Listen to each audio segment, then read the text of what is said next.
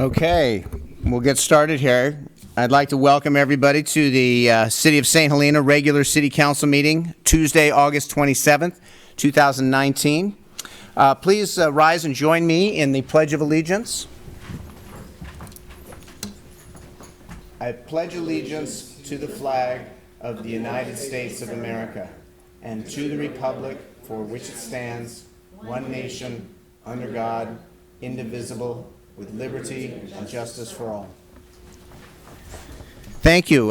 May we have the roll call, please? Mayor Ellsworth? Here. Vice Mayor Doring? Here. Councilor Chateau? Here. Knudsen? Present. Coverstein? Present. Here. Whatever. Okay, we'll have public forum. This is where members of the public are entitled to speak on matters of municipal concern, not on the agenda during public forum. Each person's comments shall be limited to 4 minutes, and each person is entitled to speak on any non-agendized item only once at the meeting. Brief questions by council members for clarifications may be posed and answered, but council members, in accordance with state law, can have no substantive discussion or action may take place unless and until the matter properly appears on the agenda. Is there any public comment at this point? Please. Hi, Autumn Anderson, 950 North Crane. I am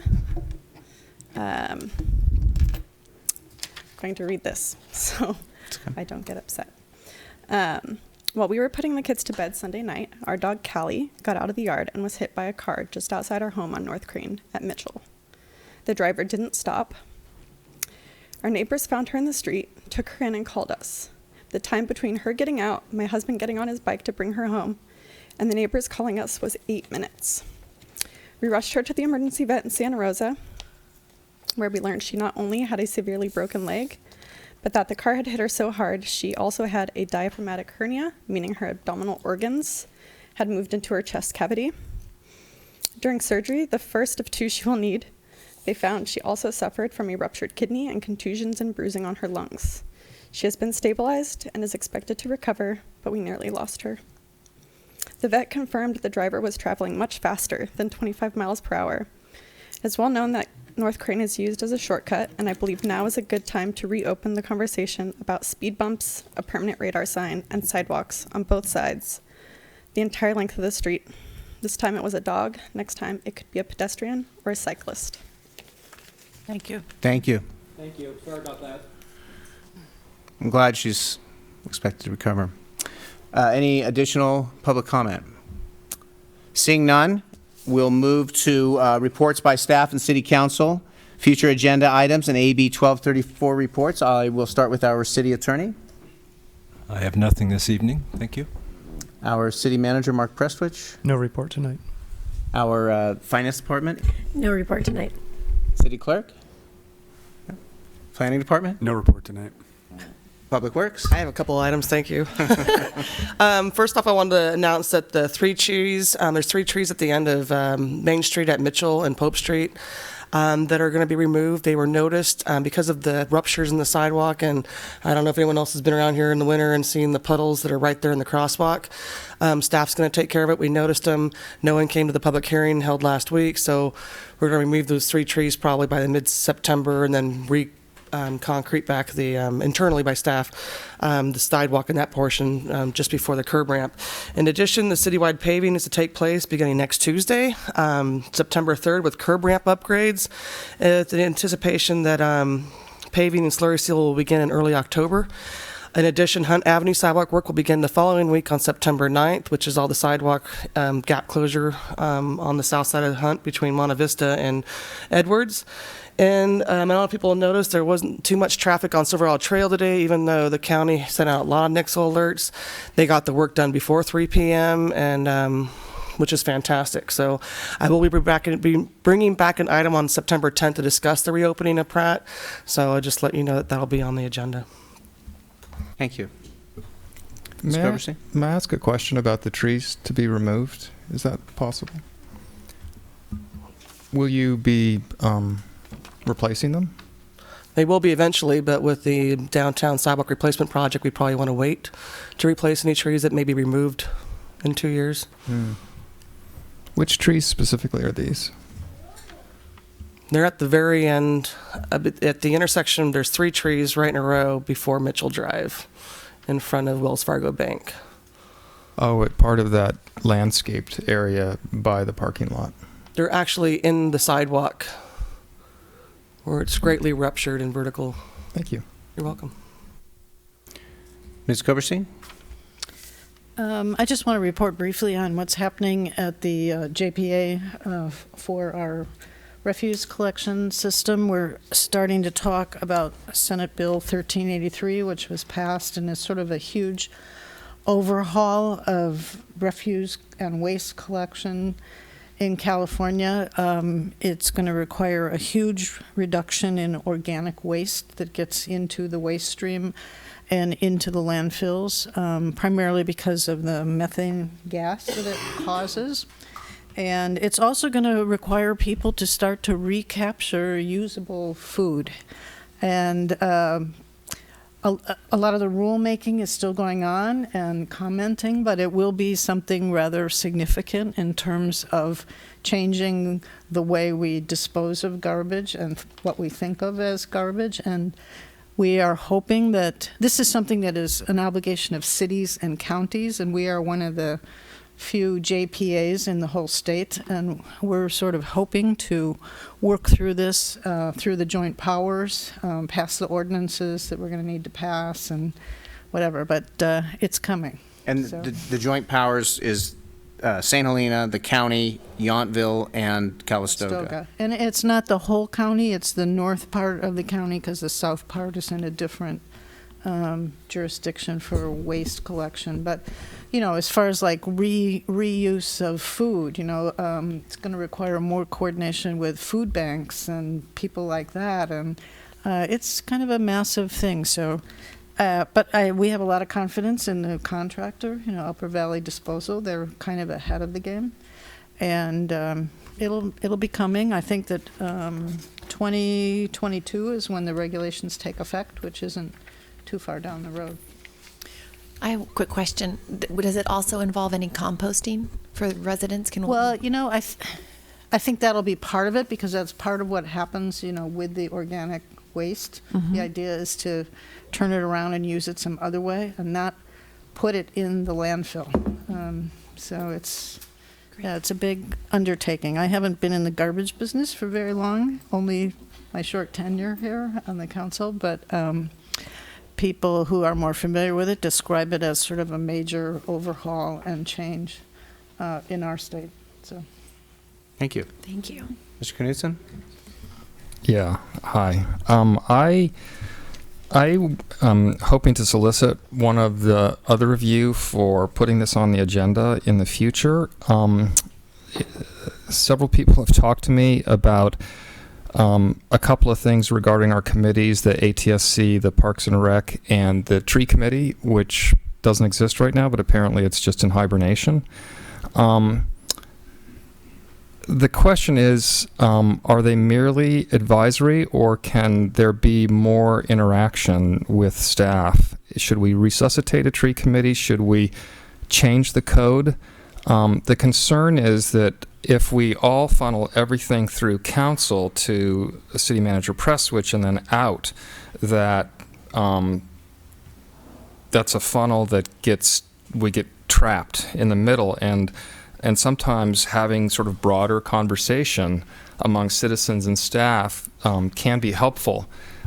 Just as a matter of point, for example, the ATSC's mission statement is to engage in the process of information sharing, stakeholder engagement, public input, and consensus building.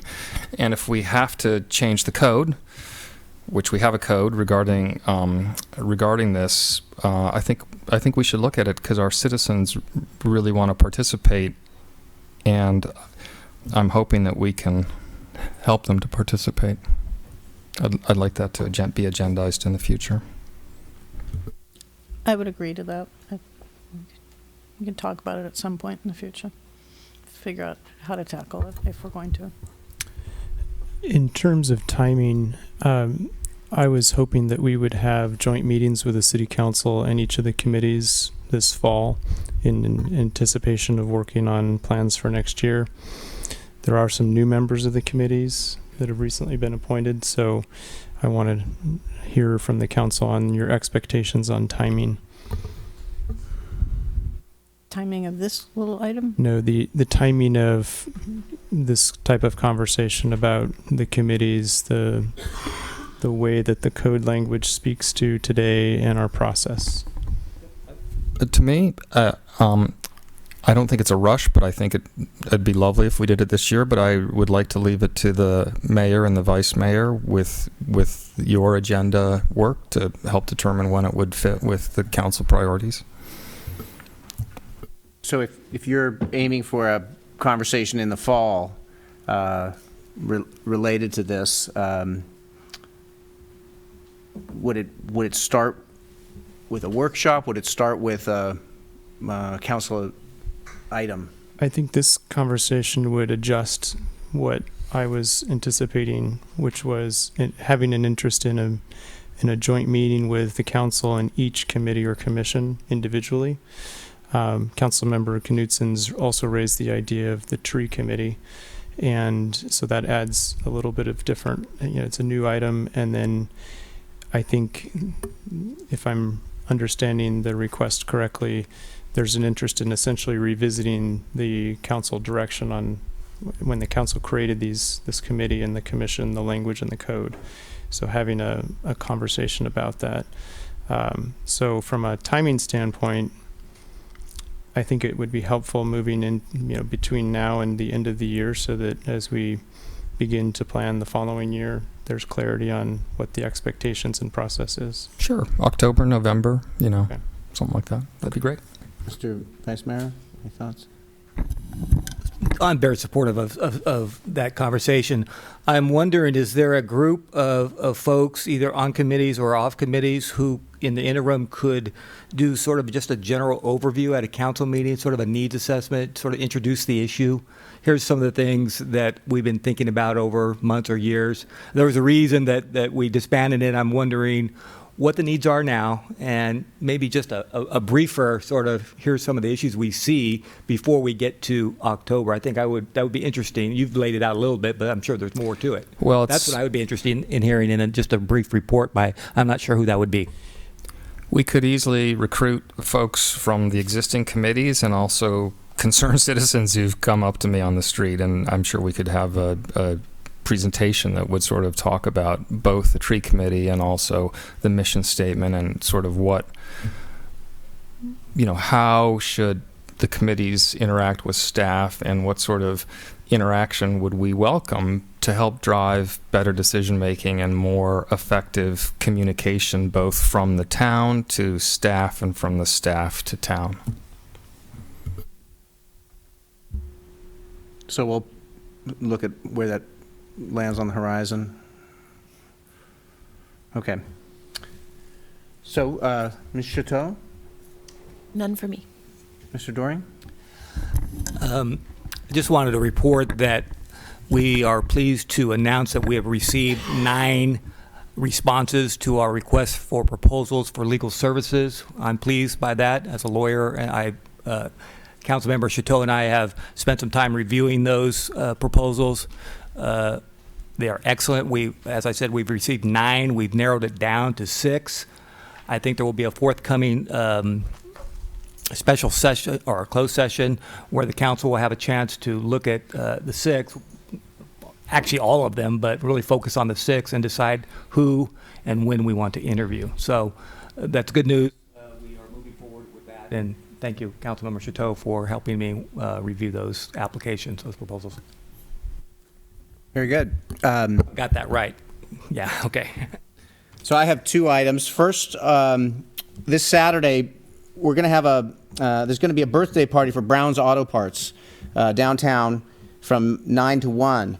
And Brown's Auto Parts has been in business 73 years, serving the town, helping keep everybody's vehicles functioning. But they've also been really selfless in their dedication to our fire department. And I think we also want to honor them for that with this party on Saturday. So hopefully as many folks as possible will come down to Brown's on Saturday, this coming Saturday, August 31st, 9 to 1. Bring your favorite car or truck and come down and help us celebrate. And then the second thing is that the Rotary Club fundraising with Preschool for All, the collaboration, is going to continue for one more week. And this is where Rotary is going to match funds up to a total of $13,000 for Preschool for All. And Preschool for All, what it does is it helps every child enter into kindergarten and grade school with sort of a level playing field. So it's very important. So that will be going on through the 31st. You can contact the St. Helena Rotary Club or St. Helena Preschool for All. And then on September 7th, Saturday at noon, we're going to have a celebration. There's going to be a celebration at Crane Park. So hopefully we'll see everybody there. So with that, we'll move now into our presentations and public recognitions. Are we still waiting for Mr. Brunetti? Okay, so we're going to move to the oath of office for Officer Carlos Lopez.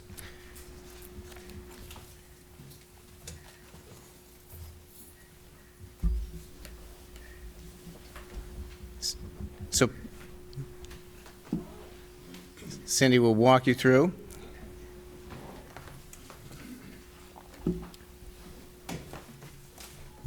If you could raise your right hand and repeat after me. I state your name. I, Carlos Lopez, Do solemnly swear do solemnly swear to support and defend the Constitution of the United States the Constitution of the United States and the Constitution of the State of California and the Constitution of the State of California against all enemies, against all enemies, foreign and domestic, foreign and domestic, that I will that I will bear true faith bear true faith and allegiance and allegiance to the Constitution of the United States to the Constitution of the United States and the Constitution of the State of California, and the Constitution of the State of California, that I take this obligation freely that I take this obligation freely without any mental reservation without any mental reservation or purpose of evasion, or purpose of evasion, and that I will and that I will, well and faithfully well and faithfully, discharge the duties discharge the duties upon which upon which I am about to enter. I am about to enter. Congratulations.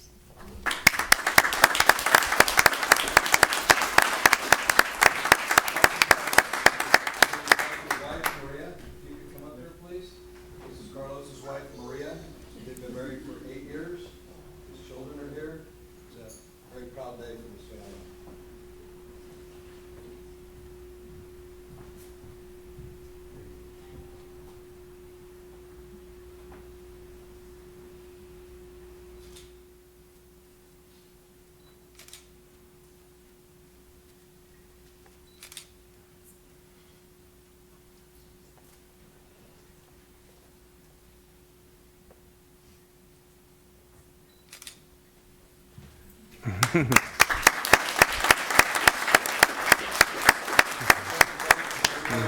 Officer Carlos Lopez.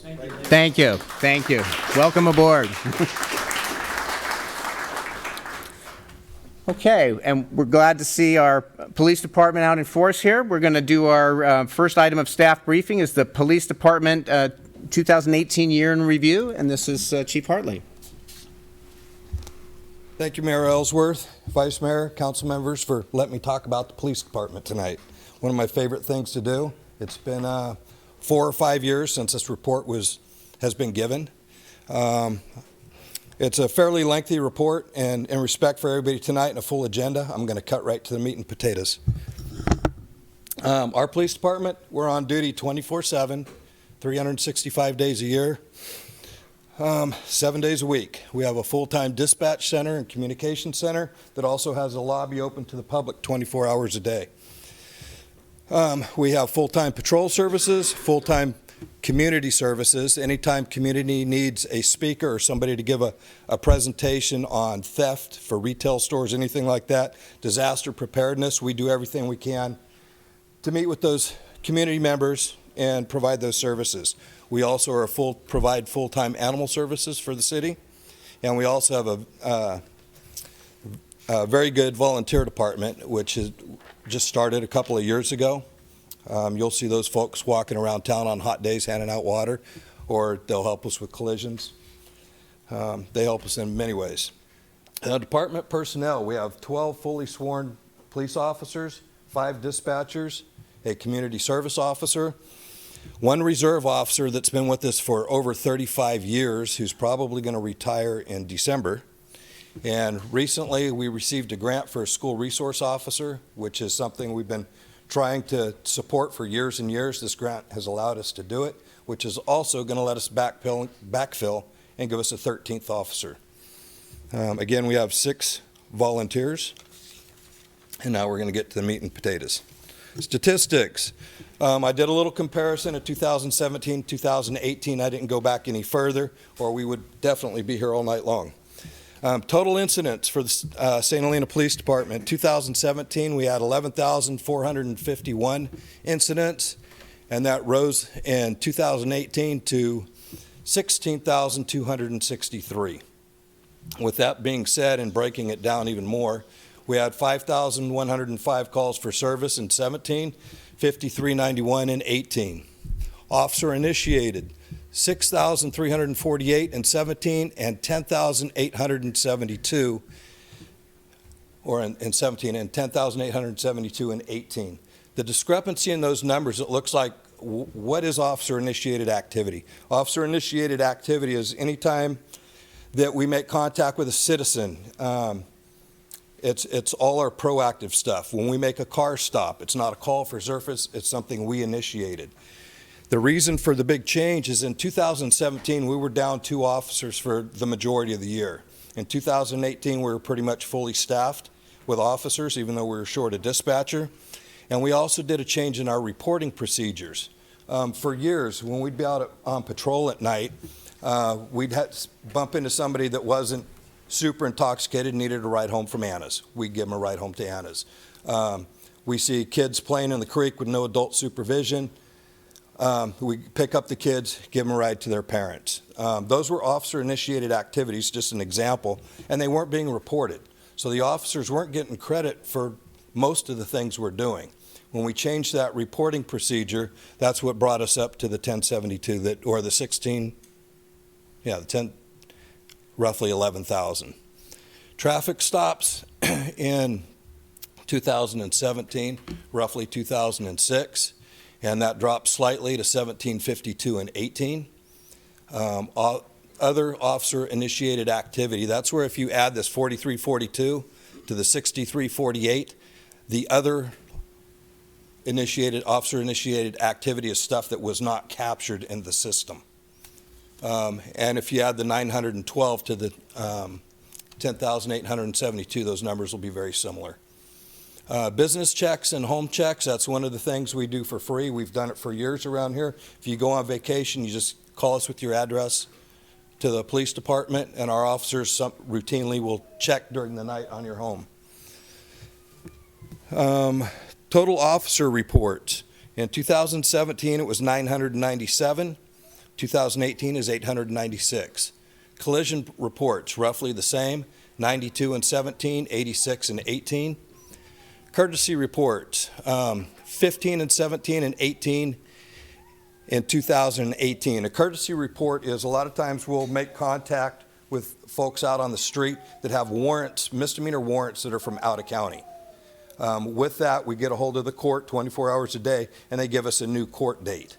We write them a citation with that new court date, and that's an example of the courtesy reports. Criminal collisions in 2017 was 20. In 2018, it was 40. That's a double. Has a lot to do with people honestly not paying attention.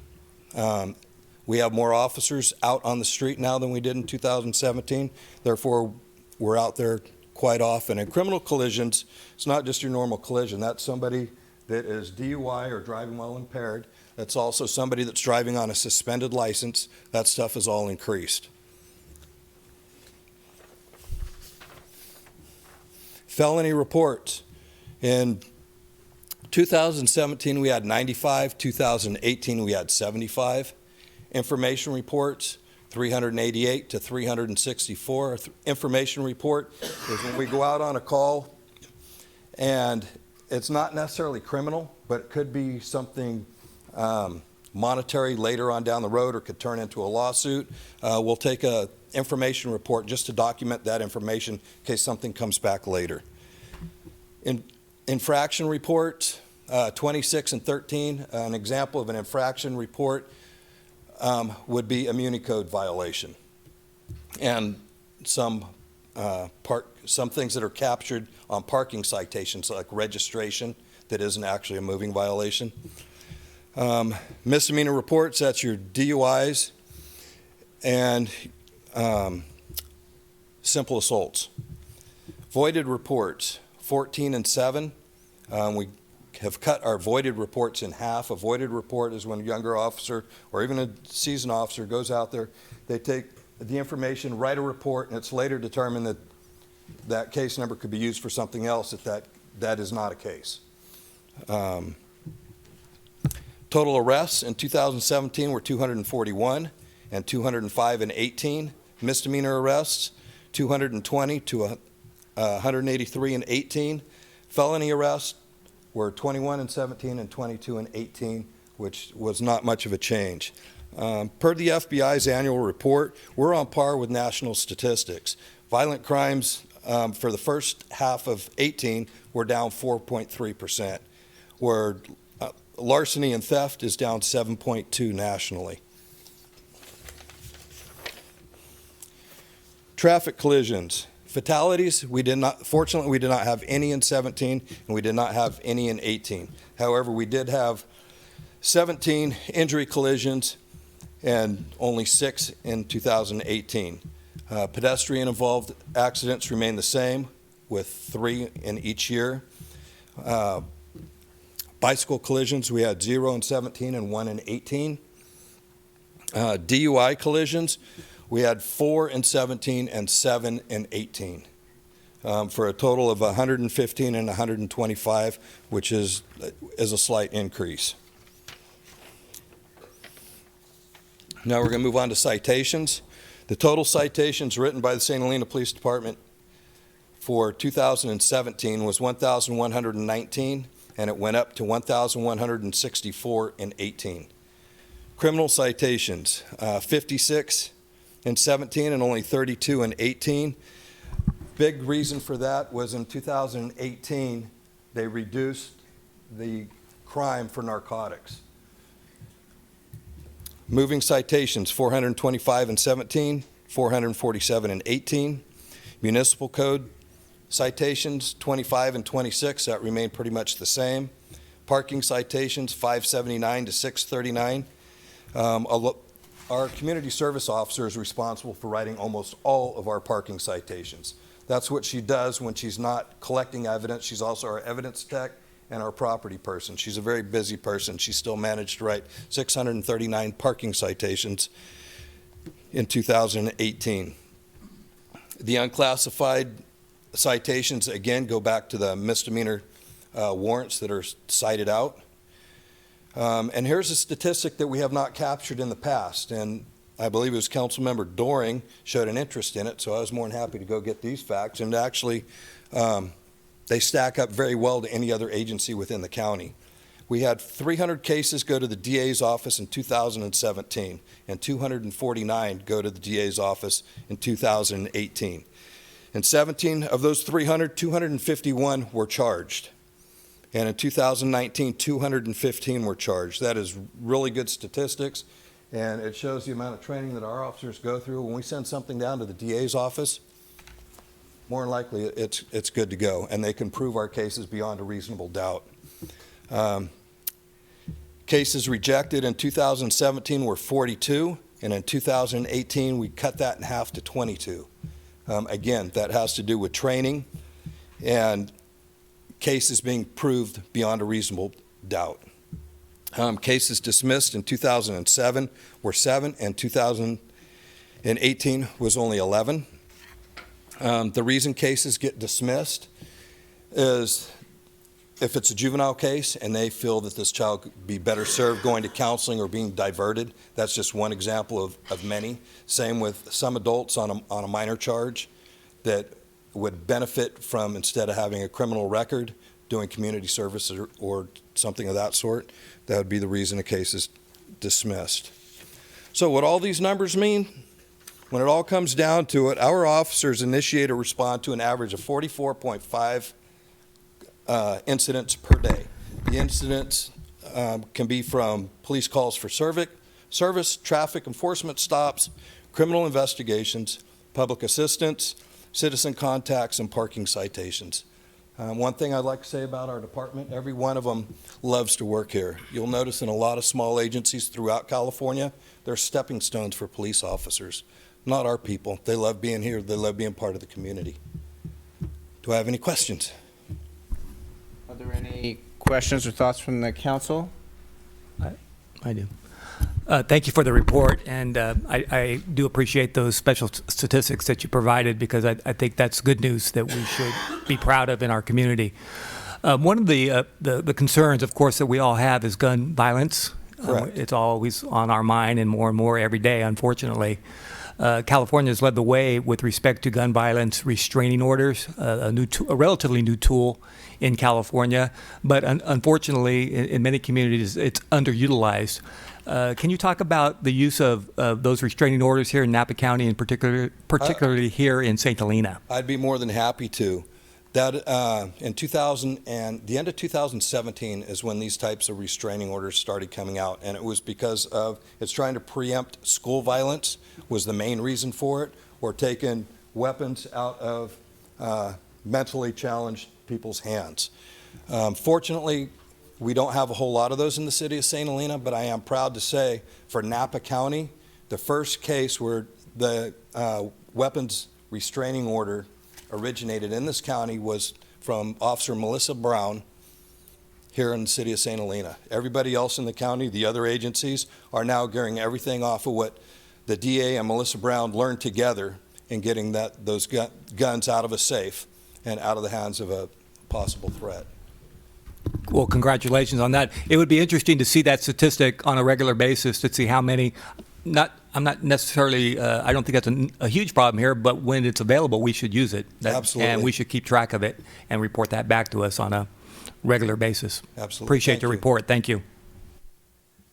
Are there any other council comments? I have a comment. Thank you very much for the report. It's very interesting. Is that a lot of incidents per day? It looked to me like it was 44.5. Yeah, that's a lot, right? Really, it's not a whole lot more than we've dealt with in the past. It's just documented better now. If I have 3 officers on the street, that's averaging just over 10 incidents per day per officer. Mhm. That So about one an hour, correct. basically, Correct. per officer. Officer. Interesting.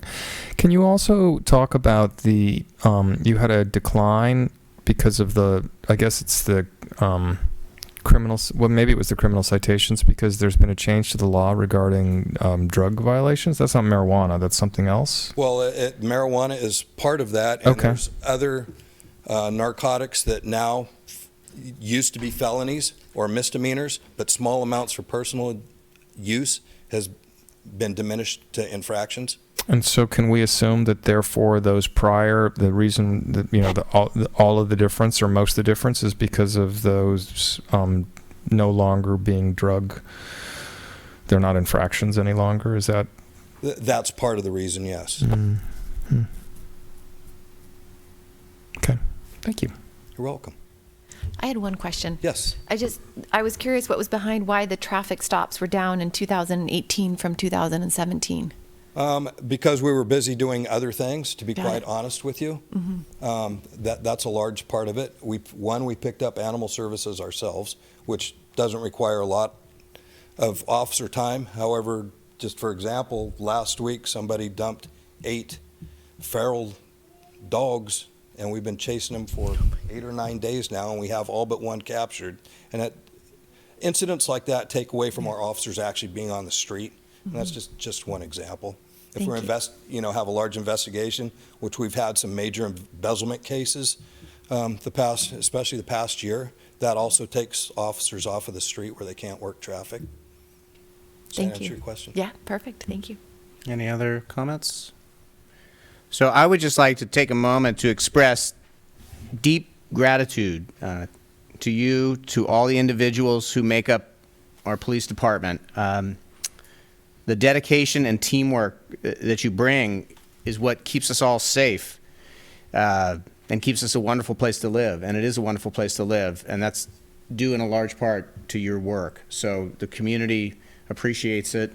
I appreciate it, and I just want to say thank you. Well, thank you, Mayor. And thanks to my team, because they're the ones that are doing the work. Thank you all. Thank you. Mayor, do you want to provide for public comment? Oh, certainly, yes. I will open the floor for public comment. And seeing none, I will, this is public comment on this issue of the police department. Yes. We've already had public forum for items that are not on the agenda. That's already happened. It happened right after 6. So that won't be coming up again. Is that what these people are here for, then? That may be. Did you come to speak at public forum on another issue? Yeah. Oh, so that's already passed. Why don't we revisit it? Maybe Shall we open it? people are sitting here Okay. who came to speak to us. Is that It's up to you. okay? So I will reopen the thing. We'll finish with the police item and say thank you, and we'll move on now to reopen the general public comment. And so if you have something for the podium.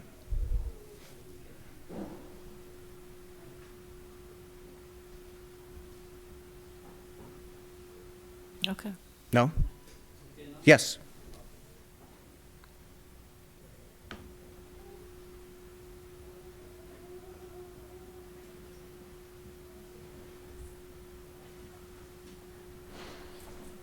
Recruited.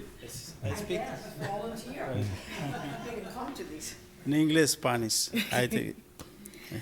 Marisol Vargas, for the records, I'm just translating. He needs some help. That's it. Hi, my name is Rodolfo Morales. I live here in Santa Elena for 23 years. I live in hand-grow apartment for 13 years. I have 5 kids. Well, en Spanish now. Estoy pidiendo al concilio de la ciudad, ¿verdad? Un estacionamiento. Hemos tenido el problema por un largo tiempo con lo que es en la Star Avenue y Hans. La cuestión es de que ellos no quieren que parquemos ya los vecinos, ¿verdad? No quieren que parquemos carros afuera de su frente de su casa. Entonces por eso yo pido al concilio de la ciudad que nos apoyen con un estacionamiento. Tengo 140 firmas que por su mayoría son residentes de Hans y la calle Star Avenue. Ellos están apoyando este plan esta petición para si es que el concilio de la ciudad lo aprueba en un futuro. He's here this afternoon to ask the council for some help with the parking situation. As he noticed that he has been living for 13 years in Hans Grove's apartment, and we have a big parking issues in Hunt Avenue and Start especially. It has become recently more apparent that some of the homeowners around the area are actually not even wanting some of the residents to park in public streets.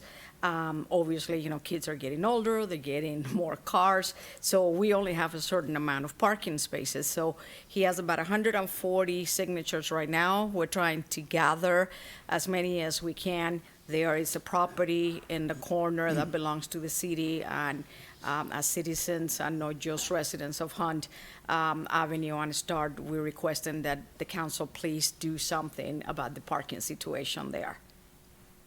Okay. Was there additional? Yes.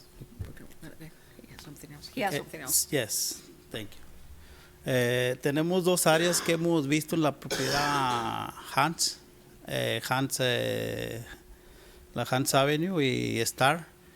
Es un lote que está en lo que es la parada del bus, ¿verdad?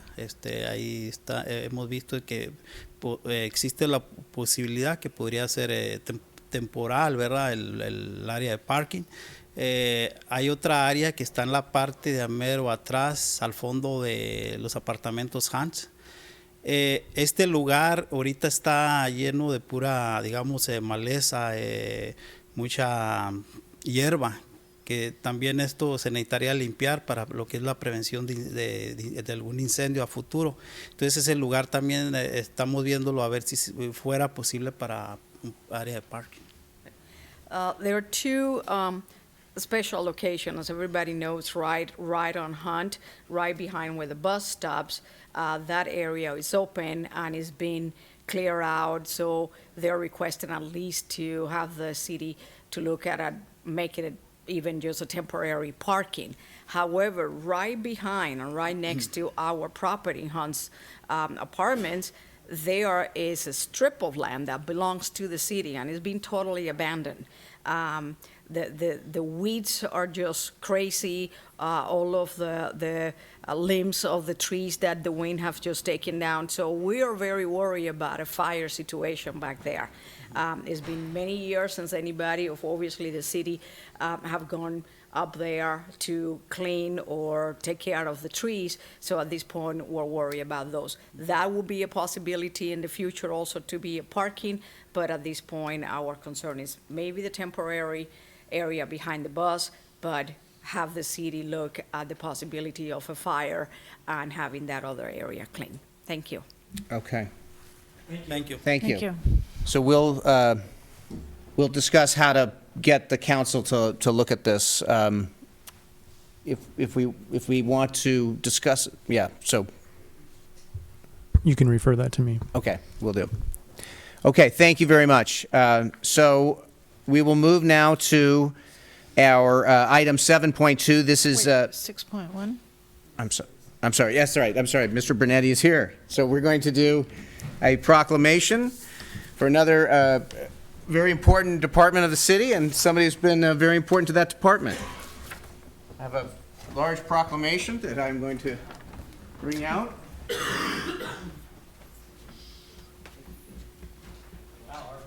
That looks like quite a proclamation. Yes. you got there. So, can you hold that while I read? Yeah, sure. All right. One last job of work for you. Better take a deep breath. City of St. Helena Proclamation Award to Daniel Brunetti for 30 years of service to the City of St. Helena and the Department of Public Works. Whereas Daniel Brunetti was first employed by the city on June 23, 1989, as an operator in training for the wastewater treatment plant, and whereas Dan Brunetti attained his wastewater certification to become a wastewater treatment operator June 1990, as well as attaining his water certification to be duly certified, and whereas Dan Brunetti moved to the water treatment plant to serve as a water treatment operator too in April 1993, earned his Water Treatment Operator 3 certification June 1995, and served as Water Treatment Operator 3 August of 2000. And whereas Dan Brunetti was promoted to serve as the city's Chief Water Treatment Operator May 2001 and has held the post for over 18 years. And whereas the City of St. Helena was incorporated in 1876, and Dan Brunetti has been in faithful city employment for 21% of the city's incorporation history. That's an amazing number. And whereas Dan Brunetti has been a conscientious and trustworthy employee whose dedicated interest and devotion to his duties have a valuable effect on providing the residents and St. Helena establishments with clean and safe water, which has earned the respect and affection of residents and coworkers alike. And whereas Dan Brunetti's services have contributed to the safety, health, and well-being of the community, which is greatly dependent upon the facilities provided by the St. Helena Public Works Department. And whereas this evidence of commendation and appreciation is hereby bestowed upon Dan Brunetti for his 30 years of dedication to public service, specifically in the area of public works in the city of St. Helena. And now, therefore, I, Jeff Ellsworth, Mayor of the City of St. Helena, do proclaim that on behalf of the entire City Council and the citizens of St. Helena, we express our appreciation for Daniel Brunetti's 30 years of distinguished and dedicated service. In witness hereof, I do hereby set my hand and cause the seal of the City of St. Helena to be affixed this 27th day of August, 2019. Thank you, Mr. Brunetti.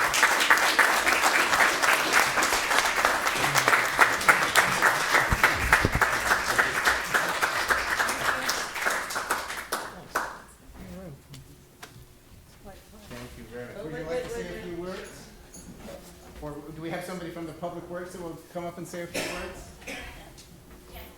I think we have somebody right here. We're going right here. Okay, here we go. I'm sure there might be others who might want to speak to it, but we wanted to give you another appreciation, this wonderful plaque for 30 years, along with the proclamation. I've worked with Dan for almost 3 years now, and talk about dedication and detailed. He set the bar when it comes to doing POs. I mean, he does electronic signatures before many people are doing electronic signatures. There's still people doing hand signatures, and he was setting the bar before everyone else, I think, in here. So I just want to say thank you, Dan. I'm going to miss you, and I hope you're not a stranger. And I think we'll be in good hands thanks to your training. And thank you so much for being here tonight.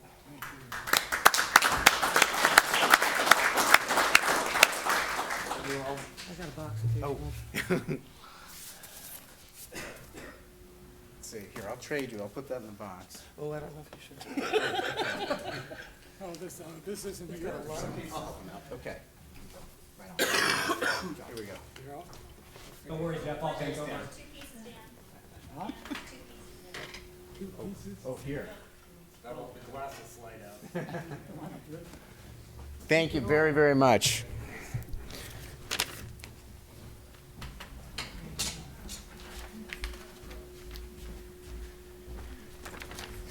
Okay, we'll move now to item 7.2, and this is the Fire Department Emergency Preparedness Mailing. This is Chief Sorensen. Good evening. I want to introduce Alec Vidler, our admin assistant and fire inspector in training. We have a little project we've been working on. Good evening, Mr. Mayor, City Council. Thank you for having me. I believe you all received an envelope this size at some point today. It looked like Mr. Newton's already gotten it there. So if you would take a look at it, with the looming threat of PSPS coming through our city, we know that's on the horizon at some point. People are wondering what that is, what it entails, how it's going to affect us. So what the fire department is doing is reaching out to our community to let them know what it is by means of this handout here. So if you look at it, notice the front is very catching. It says be prepared, because preparation is the most important part of facing any kind of emergency or any kind of power shutoff. So the first page shows public safety power shutoff, what it actually is, what it means, because that will help people understand what it entails. It also gives information on what to do to prepare for that, how to take action to be prepared and take care of your family if that were to take place. The second page is your go bag ready. So go bag is a term I think a lot of people use quite often, but they may not necessarily know what it means, what's required, and how much they should put in it. So this is a list of things to get started with, of general ideas of things to put in your go bag to be ready to go in case of an emergency. The back page shows a list of different sources where all this information was taken from. So the information on the PSPS was taken directly from the PG&E website. The information on the go bag was taken directly from the CAL FIRE website. And all of those resources are listed on the back here, so you can go right there and find out other information as well about house hardening, keeping your defensible space clear, things like that to better prepare all of us in case of an emergency in the future. Also accompanying it is a letter signed by the chief. explaining what this is for, how to use it, and that kind of thing. What we don't have on the one that's in front of you now is in Spanish. We're getting it translated into Spanish, the letterhead. It's going to be printed on front and back, Spanish on one side, English on the other, indicating that if this printed information is needed in Spanish, they can contact me at the fire department. We can have that prepared for them, or they can contact. I'm forgetting the name of the place. Up Valley. Families. That's the one. Family Thank you. Center. Family Center. Yes. So they're working with. They're the ones actually translating it for me. So Right. I should have that ready to go. Also in the envelope, you'll see a small cutout. It's not a magnet that you have. This one is a magnet. It will be a magnet. They're on the way, so they're arriving tomorrow. So this will be a fridge magnet with different. Just simple ideas of how to stay prepared for in case of an evacuation. So that's something that can always be in front of them, reminding them of very simple things. That way, everybody's always prepared and ready to go. So I think this will really help put people's mind at ease in some way as well, because there's a lot of nerves in the community. I've gotten a lot of phone calls when they see a little bit of smoke. So hopefully this will kind of keep people prepared, kind of keep them a little bit more calm. And I just want to thank you all for your support and in helping us to keep our community prepared for things like this in the future. So thank you for your time. Thank you very much. Oh, if you have any questions, I'm sorry. Any questions? Yes. When do we expect the mailing to be released? Should be going out this Thursday. Yeah. This is a great idea. I think the magnet, the refrigerator magnet's a great idea. The more times we see this and understand that it's up to us to be prepared. So this is great. Thank you. Thank you. Yeah. It is great. It's also eye-opening how many things that you need to have in the go bag. We've just started making sure that we really have all of these things. So it's great that you have it all in one place. Thank you. Thank you. All right. Okay. Thank you. Thank you. Good work. Pardon? Is this open for public comment? Yes. Okay, so I will open this for public comment. And seeing none, we will move on to consent items. And we will start with 8.1. The community, these will all be voted on together unless somebody pulls one. This is 8.1, 8.2, 8.3, 8.4, 8.5, 8.6, 8.7, 8.8. Okay, so seeing nobody pulling these, would there be a motion to adopt? Move approval of the consent calendar. Second. Vice Mayor Doring? Yes. Councilmember Koberstein? Yes. Knutson? Yes. Chateau? Yes. Mayor Ellsworth? Yes. Okay, with that, we will move to public hearings. Item 9.1, this is introduction and first reading of an ordinance amending Chapter 3.04, Title 3 of the St. Helena Municipal Code in its entirety to effectuate changes to Sections 3.04.100, 3.04.110, 3.04.120, and 3.04.170 of Article 2, Chapter 3.04, Title 3 of the St. Helena Municipal Code regarding increases to purchase order limits for supplies, general services, and equipment, and Sections 3.04.210, 3.04.230, 3.04.240, and 3.04.250 of Article 3, Chapter 3.04, Title 3 of the St. Helena Municipal Code regarding increases to bidding limits under the Uniform Public Construction Cost Accounting for Public Works Projects. And this is April Mitz, our Finance Director. I want to know if that qualifies for the first reading. I would defer to our esteemed city attorney. So just a quick background on this item. On August 5th, a special meeting was held with the City Council to discuss and provide direction on 3 operational recommendations by the City Manager. The first was a Public Works reorganization, which the City Council has approved. Also, a transition to bi-monthly utility billing, and then lastly is a revision to the city's purchase order limits.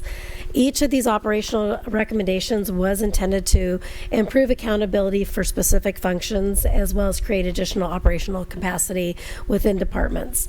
At that meeting, City Council did provide direction to the city manager to work with revising the city's municipal code as it related to the utility billing cycles and the purchase order limits. So the particular item before us tonight is increasing the purchase order limits. In addition to that, since it affected the same section of the municipal code, earlier in the year there was a new assembly bill that increased the limits for the uniform accounting, construction accounting that we do follow, and so we thought we should just tie the two together for this document. So increasing or changing the purchase order limits will provide additional staff resources and efficiencies that do impact the quality and timeliness related to city services when it comes to processing them. It is anticipated with the change in this municipal code increasing the limits to 5,000 that it should decrease the workload by approximately 81 to 84% for that particular item. So what is being recommended is the elimination of the need for purchase orders and requisitions for any purchases under 5,000. There was some discussion at the last meeting just about the accountability and just to verify that the city is getting the best value for what it's spending money on. And there are certain sections of the municipal code that does state that for purchases for less than $5,000, the requester still must receive verbal or written approval from their supervisor, and the department does keep a record of such purchases so we can ensure that we are still trying to get the appropriate quotes and bids. An additional safeguard being followed is also ensuring prudence in purchasing is that the department head does approve all the invoices unless that has been delegated to a different staff member. So we do have certain things in our policies and our standard operating procedures that assure that we're just not making non-frugal purchases, that we're still following some policy. As far as the uniform construction cost accounting procedure, what this did is it's part of the Assembly Bill 2249, which did go into effect as of January 1st. We are following these new purchasing limits because we have adopted this, but we just wanted to add the additional cleanup language in the municipal code. And it does increase the limits for a negotiated contract from $45,000 to $60,000. It increased the public projects for informal bidding from $175,000 to $200,000, and then anything above $200,000 would go to a formal bidding. So staff does recommend that the City Council review the draft ordinance presented to them tonight, and in addition, that they approve the proposed amendments to the St. Helena Municipal Code as described above and reflected in the draft ordinance, and introduce and conduct a first reading of the draft ordinance by title only and waive a further reading. And I'd be happy to answer any questions. Any initial council comment or questions? Mr. Mayor, yeah, one question. I assume that the legislation imposes a discretionary call on the city council to do that, or is that those mandatory figures, those thresholds? I assume that we don't have to implement those, but we've chosen to, right? That is correct. A few years ago, the City Council did adopt a resolution saying that they would follow the uniform cost construction, so those are the limits that we do follow. Okay, so that's part of our policy to follow those kinds of changes when they happen in the regular course?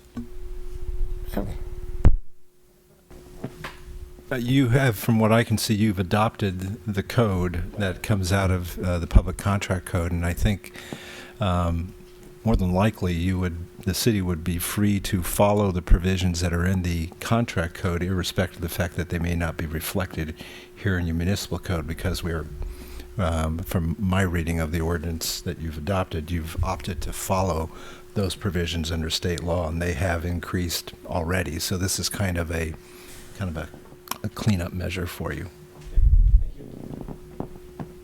Any other comment?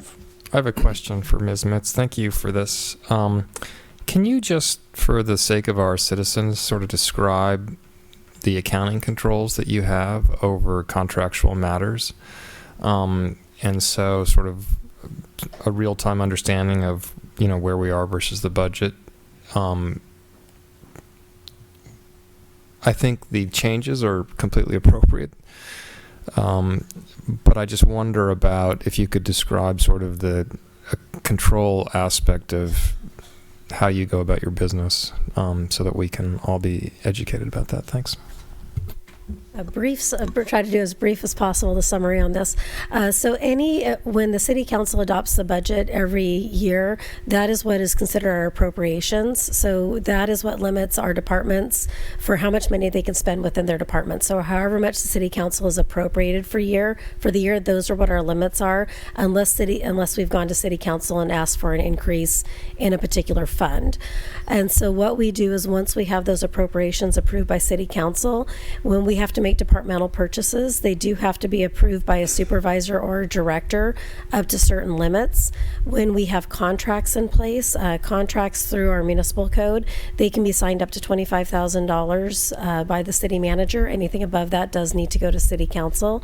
There are certain limits above with this new the change in the ordinance. Anything above $5,000, we would actually have to receive formal or written quotes for anything above 5,000. Below 5,000, what this is going to allow the staff to do is to be able to obtain goods and services on a much more efficient level. Even those purchases, they still do need to be approved by the department head or the appropriate supervisor. Once those purchases are made, we do receive invoices. The invoices are coded according to the budget document and the budget appropriations, and then all invoices are actually approved by the largest of all the expenditures is typically the Public Works Department. So all the invoices would go through the Public Works managers or Public Works Director for signature to just verify. So they have an accounting of what is actually being spent, what the money's being spent on. In addition, we do provide our quarterly and our quarterly finance reports to the City Council, which will do a quick overview of where we are in our appropriations versus what we've actually spent, so we can make any adjustments at that time. And as a quick follow-up, what is your payment cycle in general for vendors to the city? We typically run AP batches every week to the city for the vendors. Our typical turnaround is less than 30 days. So once we receive the invoice, finance department receives it in, we disperse it to the departments. Departments will code it, get it back to us, and then we send it out for we process it for vendor payment. So typically it's about a 2 to 3 week turnaround from the time we actually get the invoice. We typically pay our invoices within 30 days. Additional process that we have in place as far as our fiscal policies is when our AP person, who's Stephanie Killingsworth, she will enter them into the AP system once they've been approved. If they haven't been approved or we don't have purchase orders, we don't have the appropriate documentation, we kick it back to the departments to verify we have the right documentation. Once she enters it in the system, either myself or our accounting technician actually review line item by line item so we can verify that we have all the appropriations, all the supporting documents is correct in there. Once it goes through that step, then we approve it and then we cut the check. So we have several checks and balances in place. Thank you very much. I know it's sort of the less glamorous side of accounting, but no less important. Yeah. Thank you. Thank you.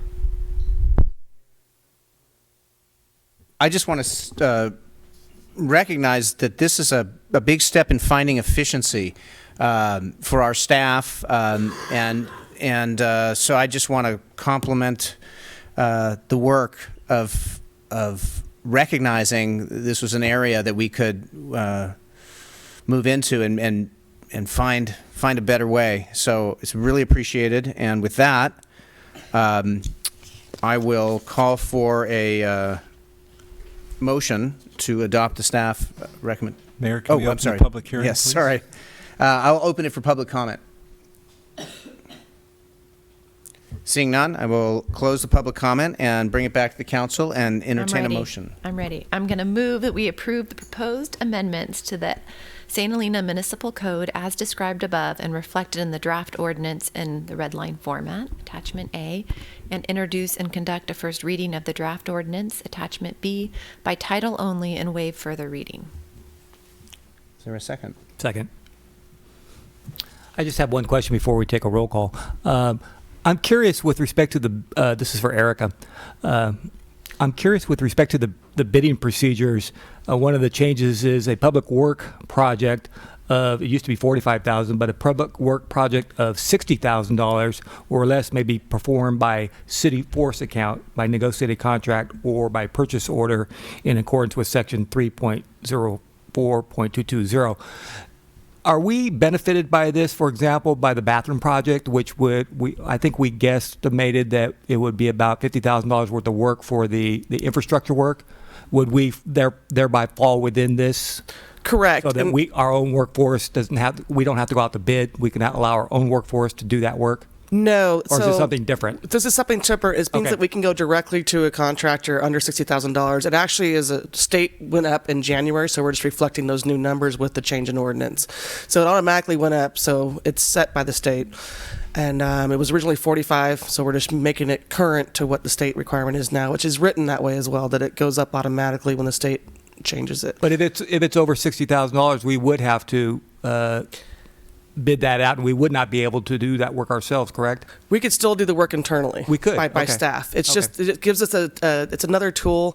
We did our first KUPCA recruitment last year with contractors for a list of contractors that we could negotiate under that $60,000 and or go out to informal bidding. We don't have to come to council. Under $200,000, we go directly out to advertisement on the contractors on that list that are licensed. And then if it's under $200,000, we can come straight to the board, the city council for award, recommendation for award. Thank you. And I think the other important thing to note here is that there may be times where we choose to go to bid, just depending on the type of project, even if it's within the limits. Okay. So we have roll call? Councilmember Chateau? Yes. Vice Mayor Doring? Yes. Councilor Knudsen? Yes. Coberstein? Yes. Mayor Ellsworth? Yes. All right, we'll move on to old business, 10.1, updated title, 82319.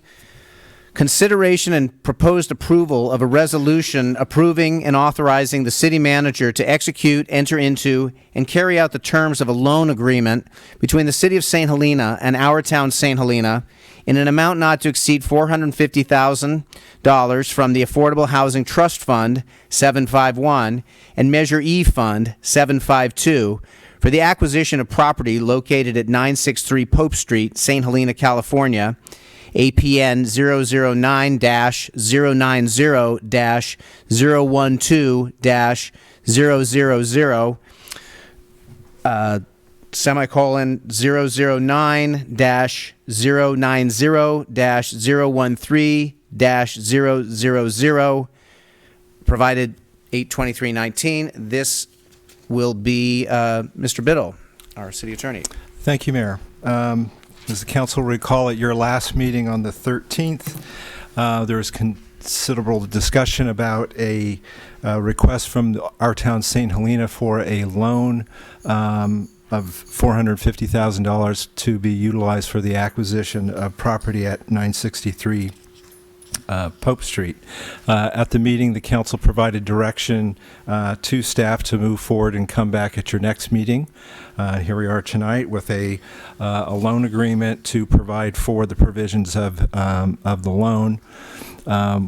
As far as we still know, we still have a proposed close of escrow date of September 3rd, 2019, and so we are here quickly before you with proposed loan documents.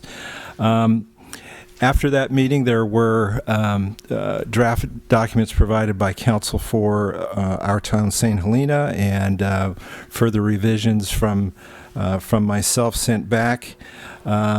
And in response to that, I also did receive some comments back from council members Coberstein and Doring, and very much appreciated.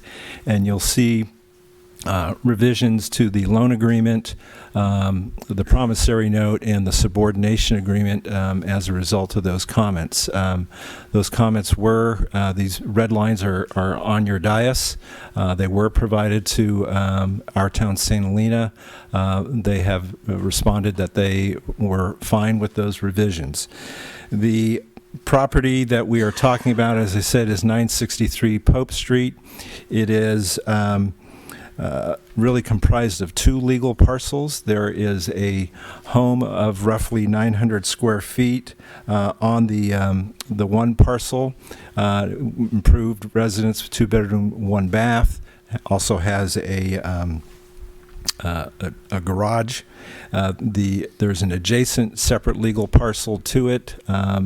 And as I say, so you have two legal parcels being sold to the our town St. Helena for the approximate price of, I believe it's $890,000. And we do have an appraisal of the property indicating an appraised value of $1.38 million. The appraisal, as I did note, indicated that the property it was appraising was just the one house, or the one lot, excuse me, that has the house. The appraisal did not seem to indicate it was including the adjacent parcel. If that is in fact true, then of course the value of the property, if you include the adjacent parcel that is unimproved, then I think the value of the acquisition is in excess of $1.38 million. The loan agreement, as I say, is for $450,000. The funding for that is coming from your Housing Trust Fund and Measure E Fund. The funding is to be used solely for the acquisition of the property. No portion of the proceeds may be used for any purposes of development. The loan will bear no interest for 24 months from close. The loan does have a provision that in the event that the loan is not repaid at the time it is due, that there is a default interest rate of 5%, simple interest per annum that would go back from the date initial close of escrow until paid. The loan is evidenced by a promissory note, which is secured by a deed of trust against the property.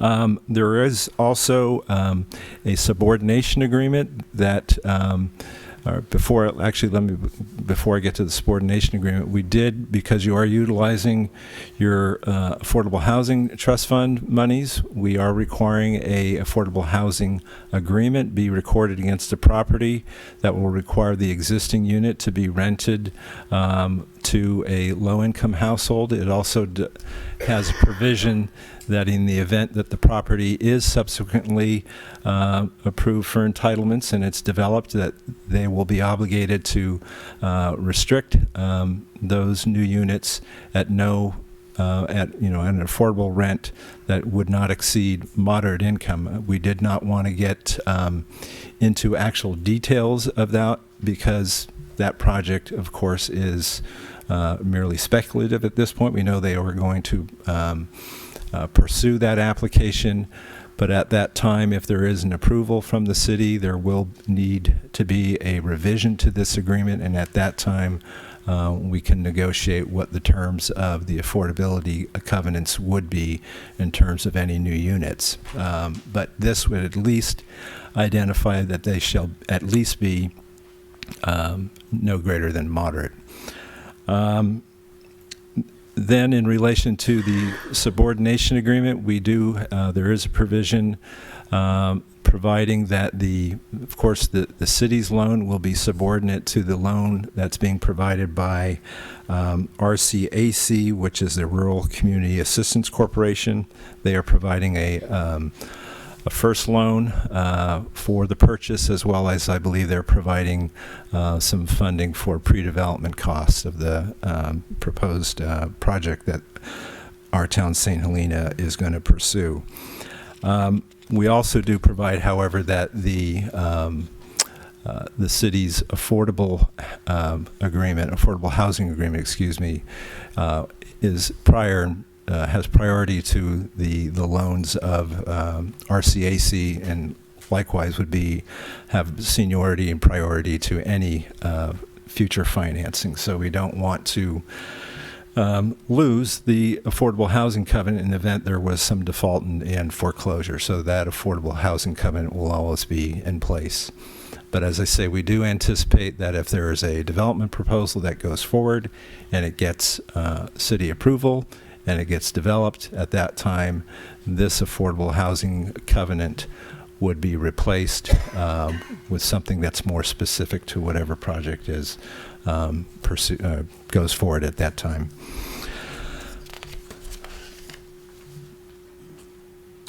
That's really all I have at this point. As I say, I did provide on your dais some changes to the documents, to the loan agreement, to the subordination agreement, and to the promissory note. I think the one substantive change was to the subordination agreement. We initially had tried to provide for the notion of an option that the city could exercise to acquire the property in the event of a default by our town, St. Helena. Councilmember Doring pointed me in the direction of provision of the civil code that I believe raises, and agree with him, that raises some concerns that it would run afoul of provisions in the civil code that relate to a borrower's right of redemption and reinstatement in the event of a default. I did some further research, and the concern is even if you leave it in there, you could further undermine the ability of the city to enforce or maintain its secured interest in the property, and so we opted to remove that provision that was in the subordination agreement. So with that, are there any questions from the council? Any initial council comments, questions? So the term is 2 years? The term is 2 years. And that's independent of anything? The term of the loan. Yes, that's independent of any, they may have a process that might be slowed down, there may be issues. They would need to come back to the city. Certainly the city could at that time consider some revision to the term. Okay, thank you.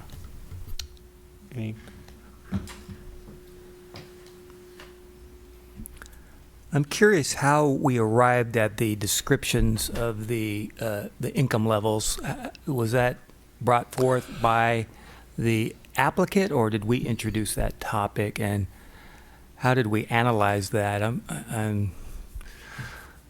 I guess my legal gut is saying, why would we do that? Why would we put ourselves at a little bit of a disadvantage here when we may want something a little bit more robust in terms of affordability?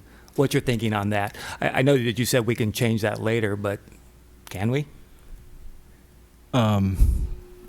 Yes, I think you can. But in terms of how we got to where we're at, and first in terms of so there's an existing residence there, and I believe their proposal that came to the council initially indicated that unit was going to be rented at moderate income. But subsequent to the council's meeting, I was advised by representatives of our town, St. Helena, that RCAC, the first lender, was requiring them to rent that at low income. So that's what, so from my perspective, if you're putting money in, the deeper affordability that you can get, the more bang for your buck that you're getting. So I was fine with that. Then in relation to the future units, and they've proposed, and you've seen on their presentation they did, that they were proposing 4 units. We don't know what it is they would be eventually entitled to build, if anything. And so I felt it would provide us the greatest amount of flexibility at that point in time to essentially provide that, yes, whatever units are developed, they're going to be restricted.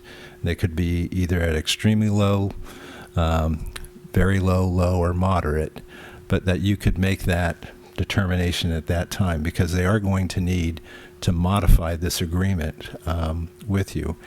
And if you were to, at this point, say, you know what, we want all 4 of those units, if they're developed, to be at extremely low income, well, that puts a a deep constraint on the amount of revenues that they're going to get from this development, which is going to impact their ability in terms of how much financing they can get and support from revenues. And so they're going to come back to you and say, that's fine, city, give us another $1 million to make that happen, because you got to buy, if they're being rented at extremely low to households with extremely low income, the rents are going to be much lower, which is going to support a smaller amount of a permanent loan. Yeah, and so I didn't. I don't think we didn't have enough information in my mind to make that sort of. With respect to the policy decision, which is a council decision, obviously, sure. I would have done it maybe come from a invitation. What is it that you intend to do here, and then maybe change it later if circumstances arose that made it prohibitive. I would have asked, hey, well, especially with those, I get the moderate, that I understand the existing, but just from a policy perspective, wouldn't the council want to be as aggressive as possible and say, is that going to work for you? Or is that, at least at this point, and it's a big unknown, right? It's a big unknown, and then maybe later, it's like, we can't do that, as has happened before with the Brinkle Court. So I'm not disagreeing with your analysis. I'm just kind of throwing that out there as something to think about. Certainly, if you look at the proposal that they provided you at your last meeting, I do believe that they indicated that the units, the future units, would be rented at some affordability level, and I don't recall, as you can see me skimming my file here.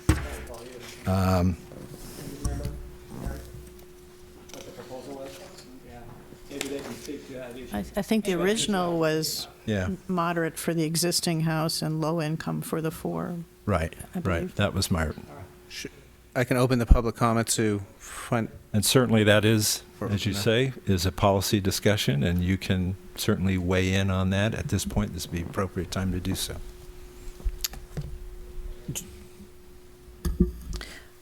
Well, I would hope that we have at least one very low income unit here. It is the one category under our RENA allocation where we're sort of lagging. And I recognize it might require some financial contribution from the city in the future, but I would hope that as the planning starts, you work through those kind of numbers, and then which will put you in a position to come to us and say, yeah, we can do it, or no, we can't, and here's why, and here's what, the gap is.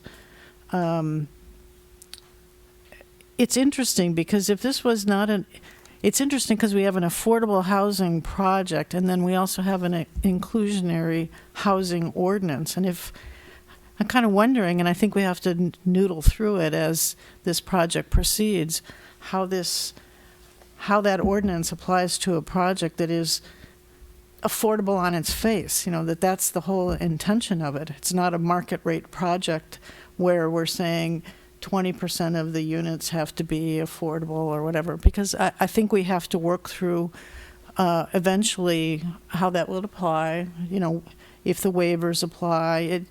It seems to be a residential project within, the terms of that ordinance, but it's kind of an unusual situation. Because I think, in fact, under the normal rules, they would be required to have one very low income unit because we have not met the requirement.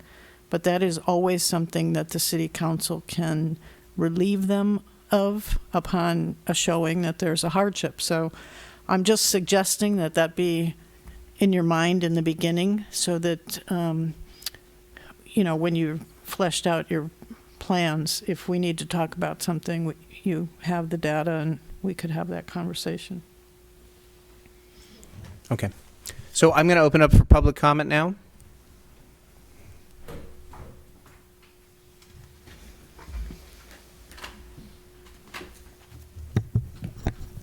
Mary Stevenson, representing our town, St. Helena, and Erica Sklar. First of all, just to answer these questions, our long-term pro forma has the existing house renting at 120%. income because it's a very nice house. It's been all pottery barned up, and it could be a nice house, and we need housing in that income category. We did the pro forma based on having 4 units in the back that would be 60 to 80, but that's just our original take on the process.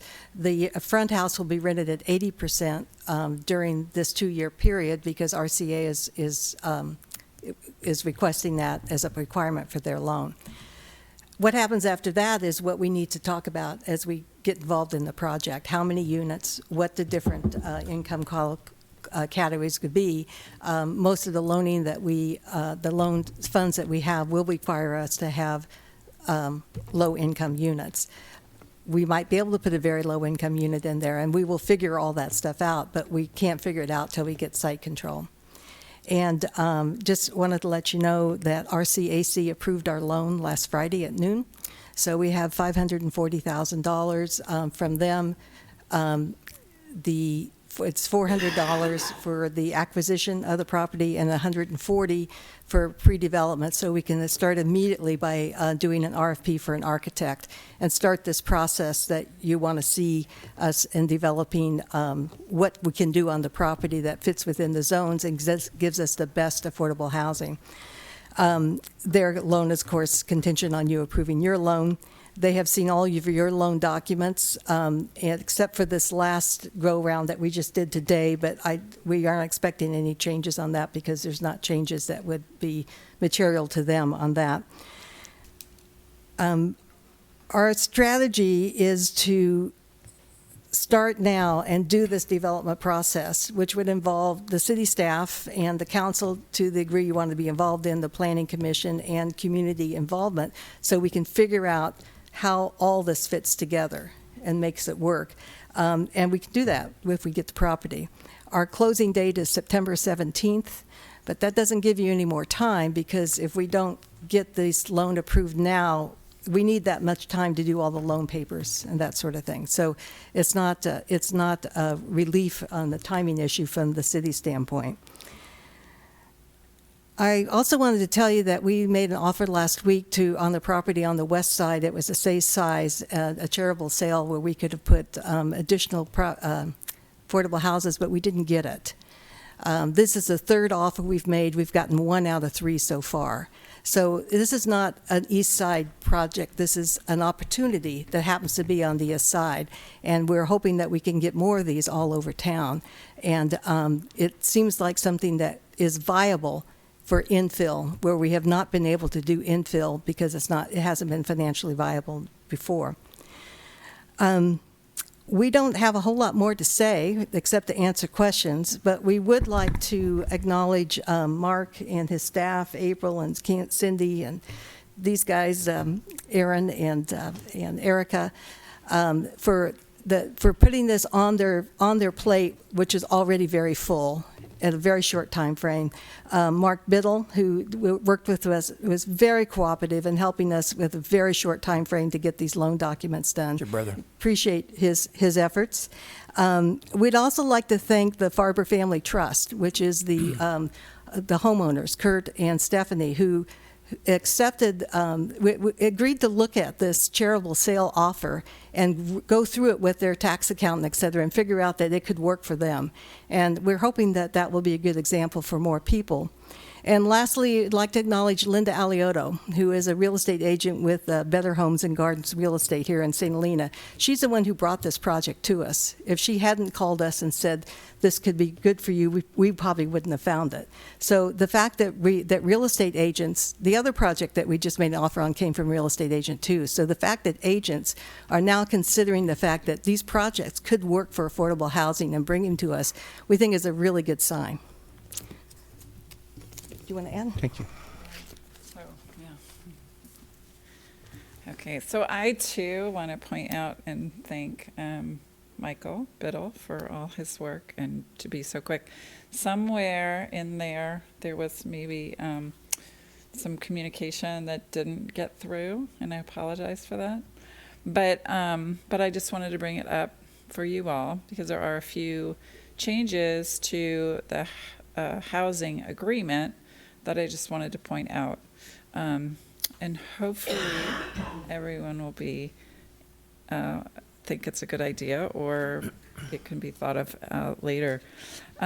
So if you just wanted to grab your affordable housing agreement, on the first page, and somebody else brought it up, that issue of low-income household.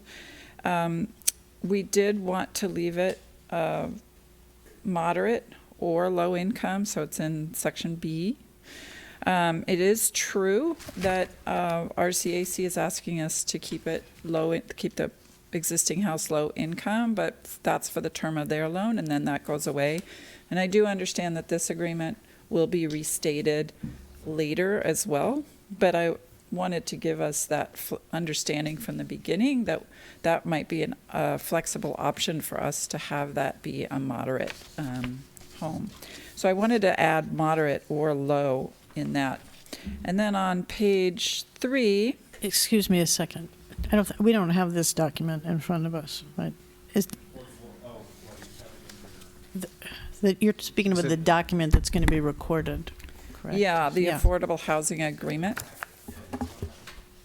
Sorry, excuse me. It's in your packet, but you don't have, no, the affordable housing agreement is not, there. You don't have a hard copy in front of you because I did not make any changes to that.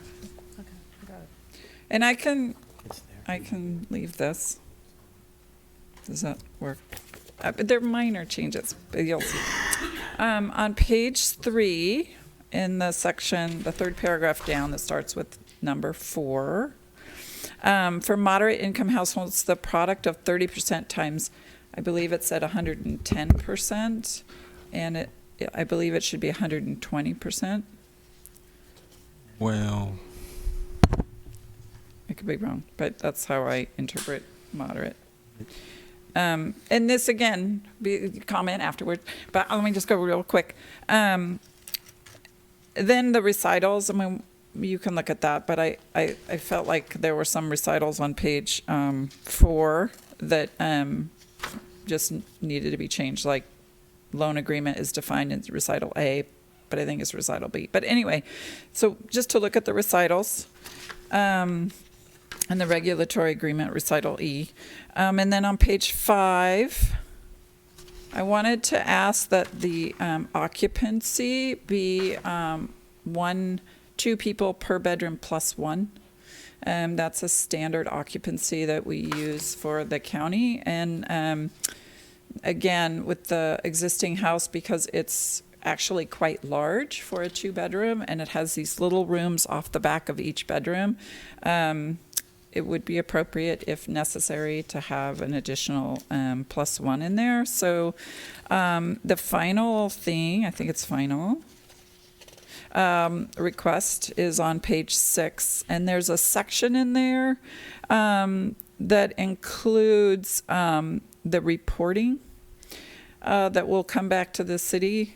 And this is not a big deal, so leave it in, but it is actually quite a bit of extra work, and I'm not sure anybody is going to be looking at it over the course of the next 2 years.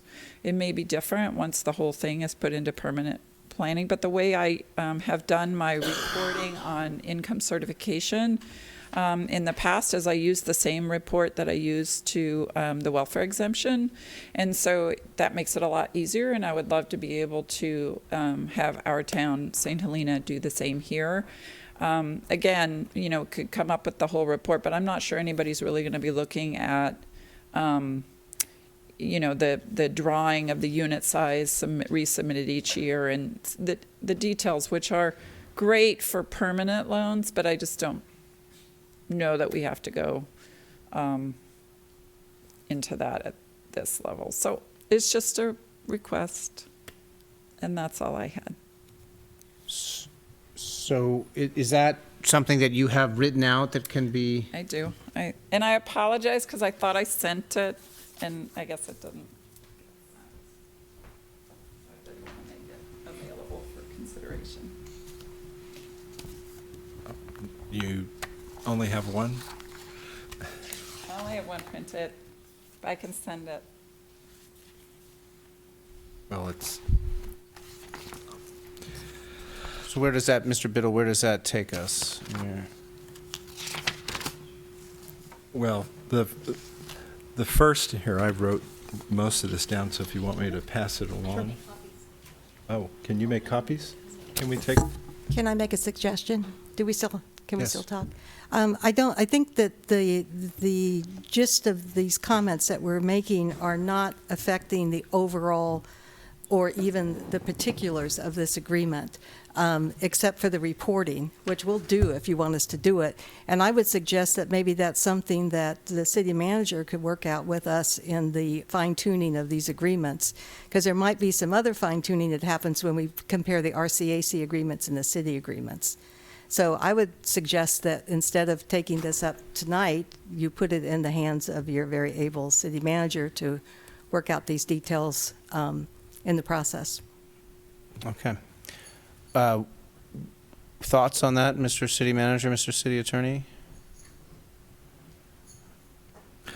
Well, first, I think the question in recital B as to whether you want to allow for the existing unit to be either rented at moderate or low income, and because currently it says low income, and whether you want to allow for the insertion of the words moderate or, that is really your call, I think. And so I don't think that's something that ought to be deferred to us. I think you ought to make a decision about that. So I'll throw that one down. In the definition of affordable rent, this is on page 3 for moderate income household. Usually it is a product of 30 times 110% of the area median income, even though a moderate income is 120%. But for purposes of the rent, we normally identify it as being 110%. And I hope I'm making, so they're pointing out the fact that it says for moderate income households, the product of 30 times 120 or 110% of area median income. But when you look at the definition of for moderate income household, it's 120%. But for purposes of calculating rent, and if you look at the health and safety code that's referred to, it does utilize 30% of 110%. And so I would not be in favor of making that change. There are also various references to, there was an indication that the reference to recital E for the definition of regulatory agreement and recital A for the loan agreement. That's where they're appearing here on my draft, so I'm not following that change. Then in section 3.1.1, this is about occupancy and how many persons per bedroom you want to allow, and this is in there so as to avoid overcrowding. And I'm not sure I recall exactly what your language was, but again, that's kind of an issue for the council to give us some direction on, I think. Then in the reporting requirements, again, this is a covenant that's going to be in place for 55 years. I think, the idea from my experience in terms of cities running an affordable housing program, you want to be able to make sure that those covenants that you have in place where people are obligated or persons are obligated to make sure that units are rented to certain income households, that you have the documentation to support that. This is pretty standard language that I'm accustomed to, so I wouldn't want to remove it. If they do want to provide that income certification that they provide to another, pursuant to another loan, would satisfy this. If they want to suggest some language for that, I'm comfortable with that. Because again, if they're reporting on some format to some other agency, I think that can work for us. Can I ask for some clarification from Erica? I'm not quite understanding what your issue is with recital B. What's recital B? This is the one about you're going to rent to somebody whose gross annual income does not exceed 120% of area median income. What is the problem with that? What was the change you requested? I didn't get Is it. that the one where it's 110%? Says Yeah, one. and I just changed it to 120, but if you're saying that's the way, I mean, What I guess ultimately, No, those are, you're talking about two different paragraphs at this point, so you should Oh. clarify. I'm talking about recital B, which references 120%. Reference somewhere else, and that's what they're talking about. So Right, but- recital B, if I may, I think I'll just read the initial part. It says the loan agreement requires, among other things, that the acquisition of the property by declarant, the party shall enter into this agreement to obligate declarant to A, rent the existing residential unit located on the Track 1 parcel, defined term the existing residential unit, at an affordable rent to A, and they wanted to add moderate or low-income household. But I thought this was the requirement of the other lender. No, well, yes, we initially, and they had proposed initially that it would be moderate, and then the other lender said, no, we want it to be at low. So why would we change it? Well, they're saying because their loan is only for 2 years, and that's their only obligation to them. But I don't understand. If the senior lender is requiring the house to be rented to a low-income tenant, how can we, in our affordable housing agreement, change that to moderate? Well, one, the senior lender is not themselves requiring any sort of affordable housing agreement. So this is our agreement, and Well, they may not be requiring an agreement, but that's what I understood to be one of the conditions of their loan. Maybe I misunderstood, but that I don't know. I haven't can you seen respond that. to that? yeah, I can. And the other thing, and we were conferring, is like, basically, we could just move forward with the way it is. So I don't want to bog us all down in these details. Again, this is an agreement that's my understanding is going to be reissued at the time of the construction closing when all the agreements are. So I didn't mean to make everything more complicated. I just felt bad that we had never gotten that input into you before. Well, I mean, is your intention during the 2-year term of this loan to rent the existing house to a low-income tenant? Yes, that is the correct. Then I think we should just leave this as it is. So we're fine with leaving all of it, and we'll just move forward and we'll make it work. They were minor details.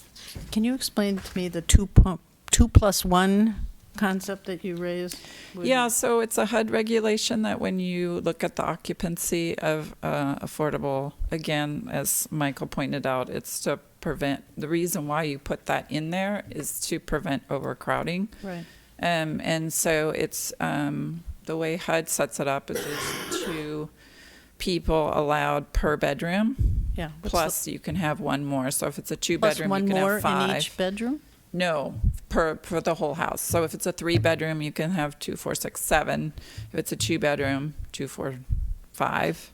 1-bedroom, 3.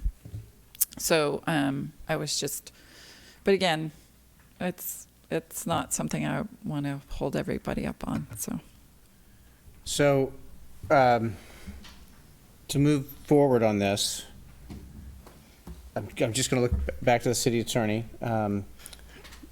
Are we most comfortable moving forward with what we have? In the affordable housing agreement, yes, and the revisions that were presented to you tonight, yes. Okay. Any council comment? Is there any other public comment on this item? Okay, seeing none. I bring do it back like to the I council. do like that pottery barn is a verb now. I think that's kind of cool. Okay, so with that, I'm going to entertain a motion to adopt the staff We had a little more discussion. Yes, absolutely, yeah. Or we can have a motion and then more discussion. Go ahead. Okay, so I'll ask for a motion to adopt the staff recommendation as So- amended. Well, what part is amended? So moved, but I want to make sure I'm clear on that. The amended are the loan agreement, the subordination agreement. Okay, and those, note the red that lines, were okay. The red lines, Yeah. correct. So moved. I'll second. Vice Mayor Doring? Well, wait, we're going to have some comment. You can have discussion, yeah. I just had a short comment. I hope this project succeeds, and I hope it does it in a sensitive way. We need affordable housing. I found myself looking at this and looking at our housing element that talks about we want infill housing on infill parcels on the west side of town, and there's no definition. What's an infill parcel? You know, and looking at our zoning regulations, it's kind of hard to noodle through this. What are clusters of 4 to 6 units, and how do they work? And I'm really hoping that when the Planning Commission, they will probably see this project first, but I hope that we get to the point where we develop some standards that allow this to happen in a reasonable fashion instead of trying to be hobbled by the regulations that we have. I'm hoping there might be some opportunity to revise the site plan here a bit. It does, and I don't want to work with you and direct you what to do, but it does bother me that this 4-unit building is so far in the back of the property. When we develop on flag lots, for instance, you know, there are standards about light and air and privacy to people who are behind, and I think we should try to respect that as well in this case. We'll have to see how it goes. I mean, they are always entitled to come to us for exceptions and waivers under the inclusionary ordinance if we determine that that's applicable in this case. But I think it's important that we do this in a sensitive way, kind of respecting what our traditions have been and are in our zoning, so that this kind of housing can go in without too much of an uproar. And I really think it's probably going to need special regulations and will benefit from them. But unfortunately, I don't think they'll be in place yet when you start. But it should be something that I would like the Planning Commission to look at among all the other things that we've put on their laundry list for revising the zoning ordinance. Okay, any other comment? Okay, then we will ask for the roll call, please. Thank you. Vice Mayor Doring? Yes. Councilor Chateau? Yes. Knutson? Yes. Coberstein? Yes. Mayor Ellsworth? Yes. Thank you. Okay, so we'll move on now to item 10.2. This is discuss and provide direction on council liaisons to Meadowood water tanks discussion and 2019 work plan housing goal objectives. This is Mr. Prestwich. Thank you, Mayor. Last year, Vice Mayor Peter White assisted the city and Councilmember Coberstein with discussions related to the replacement of Meadowood tanks, and we have interest in renewing those conversations again. And the question for the council tonight is there another council member that would like to join those conversations that we anticipate scheduling very soon, in addition to Councilmember Coberstein? Oh, it's her? No. I'm happy to join. But others, I don't really have a special interest in this project at all, frankly, but, you know. Well, I think with I'm happy to join. I think with your legal background, I think that's, yeah. Okay. And so this is a two-parter. The second question for the council relates to the housing goal. And this is goal number 2, stabilize, maintain, and improve access to housing. When we put together the work plan earlier this year, we identified 4 different tasks, objectives, and we postponed the start of this initiative until the start of our, the first date of our new assistant to the city manager. And we had meetings related to item A and meetings related to item C to begin these conversations. And I think as originally conceived, we anticipated that person would start a little earlier and that perhaps some of the outreach would begin and be completed before we arrived at a point in time after the adoption of the general plan. But you adopted the general plan about the same time as we started this initiative, and it became it appeared that some of the conversations were very similar between work related to looking at prioritizing the ideas within the housing white paper, and then the work of the Planning Commission as we move closer to the zoning code update. And so we have Councilmember Koberstein and Mayor Ellsworth associated work with the work of the public engagement strategy on item A, and we have council members Knudsen and Koberstein associated with work with item C, and council members Knudsen and Koberstein are also identified as assisting with item B. And so I think there will be value in having at least A and C. If we can have the same two council members assisting with both, that will protect us against concerns of overlapping conversations. And then D is a little bit different with respect to larger, broader goals, but you may see value in having the same two council members working on all of these initiatives related to housing. And I can see that can potentially create some economies of scale as we think more about moving forward on these items. So we're looking for a second on the housing objectives? Well, I think what we have is we have essentially four of the 5 council members attached to 4 of the tasks. And so we would look to potentially narrow that down to 2. But my stronger concern is with A and C, and that involves 3 council members. So Councilmember Koberstein is involved in both. The mayor is associated with A, and Councilmember Knudsen's associated with C. And then Councilmember Knudsen and Koberstein are also scheduled to work on the housing impact fees. So I'm happy to step back if that makes it easier, or... Feel free to step forward, Jeff. Okay. So it's up to you. Mary, are you still comfortable on? No, I can jump What? where we're going to fit it in the timeline of what's going on. We have the RFP out for the zoning attorney, which is the C thing that David and I have been meeting with Lester about and talking about. So I feel like I kind of need to stay there, and I'm interested in staying there. The other things, I can step off. I think they are somewhat independent. I mean, amending the inclusionary ordinance will be, I think, one of the issues to go to the Planning Commission, but... I'm just wondering if your skill set is important to this exercise.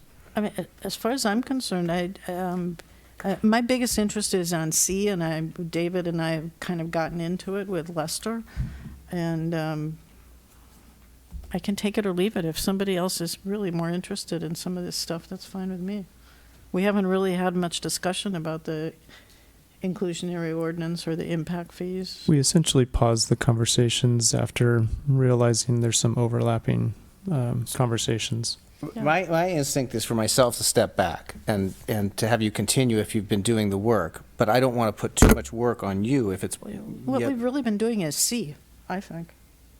We've been focusing on C, and we kind of paused, you and I kind of paused A because we were sort of figuring out which way the work was going to flow. And I see D as something like totally different that other people can jump in on, D. D, Okay. yeah. Well, I mean, I'm happy to step in and be part of this. So how would you see that align, Mr. Presswich? I think this is a council choice on who would like to assist with each of these tasks. So I think there is value in some form of prioritization of the housing white paper recommendations. How we go about doing that, I think, is a question. And I can see it aligning. I can see us folding A and C into essentially one task with a number of activities, but I think there's value in seeking feedback from the council and or the community on the white paper ideas. And obviously, we're already setting in motion work on the zoning code update, and there'll be discussions that are necessary relatively soon and some interaction that will occur with the Planning Commission. So A and C should be the same two. I think those can be essentially folded together, but what I'm observing is that as a participant in two different conversations, similar topics were discussed, and I think there's value in identifying two members to work on that or collapsing those two items into one. And of course, if there are additional council members attached to other tasks, we'll be careful about how we have those conversations. So if the idea of folding A and C together and continuing your work together on that, and then I can jump in on D, and if anybody wants to join me on that. Anna's there. Do you think? You're identified as you and Councilmember Shuto are assisting with item D now. And is that okay to have two new council members jump into that? I think so. So my understanding And the is mayor, D would stay the same. It would be the Mayor Ellsworth and Councilmember Shuto. A and C would be folded together with council members Knudsen and Koberstein. And then they would also be attached to item B. Who and Mr. Knudsen, Ms. Koberstein on item B. Okay. Right. So Mayor, you would be replaced by Councilmember Knudsen on A. Okay. Does this sound like a good layout? You know, I think we put these strategies together and then we sit down and try to figure out how the work is actually going to flow.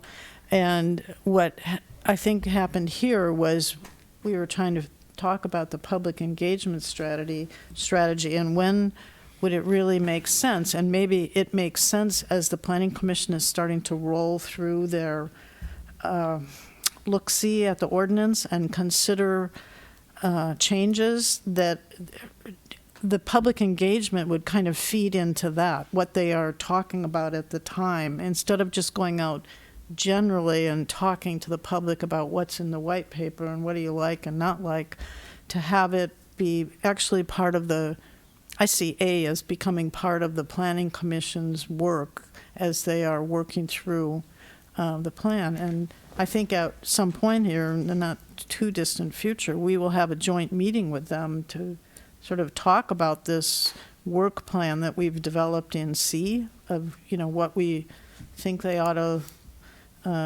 look at, and everybody would have the opportunity, you know, to jump in there. So I just think A is, our thinking about A is maybe it's a little different than we first thought it was going to be. I think that's right. I think I agree with your analysis that from a process perspective, it seems like some of these are going to naturally flow up through the Planning Commission rather than top down. It doesn't make sense. The zoning code. I agree with that analysis that maybe we should wait on that part so that naturally comes up through the Planning Commission. The zoning code update is a big lift, and that's the key. That's one of the. I mean, if we were picking the top 3 items, it would be at the top of the list in terms of workload and its impact on housing. So we feel like we've got this laid out now for what you need to know? That's helpful. Thank you. Okay. Very good. So with that, is there any public comment on this? Seeing none, I'll close public comment. So we will move forward now to new business. This is 11.1. Do you mind, Mr. Mayor, if I'd like to take a brief break, Sure. bio break, but I'm happy to. I'm particularly interested in 11.1. Maybe you could go to 11.2, not to disrupt the meeting. Is that possible? Yeah, we can take a 5-minute break. What's that? Thank you. Okay, I have to recuse myself from 11.1. I just got one of these permits myself, and I don't think I should be voting on fee reductions. So. Okay, so let's take a break. Be back in 5. Thanks. No, that's fun.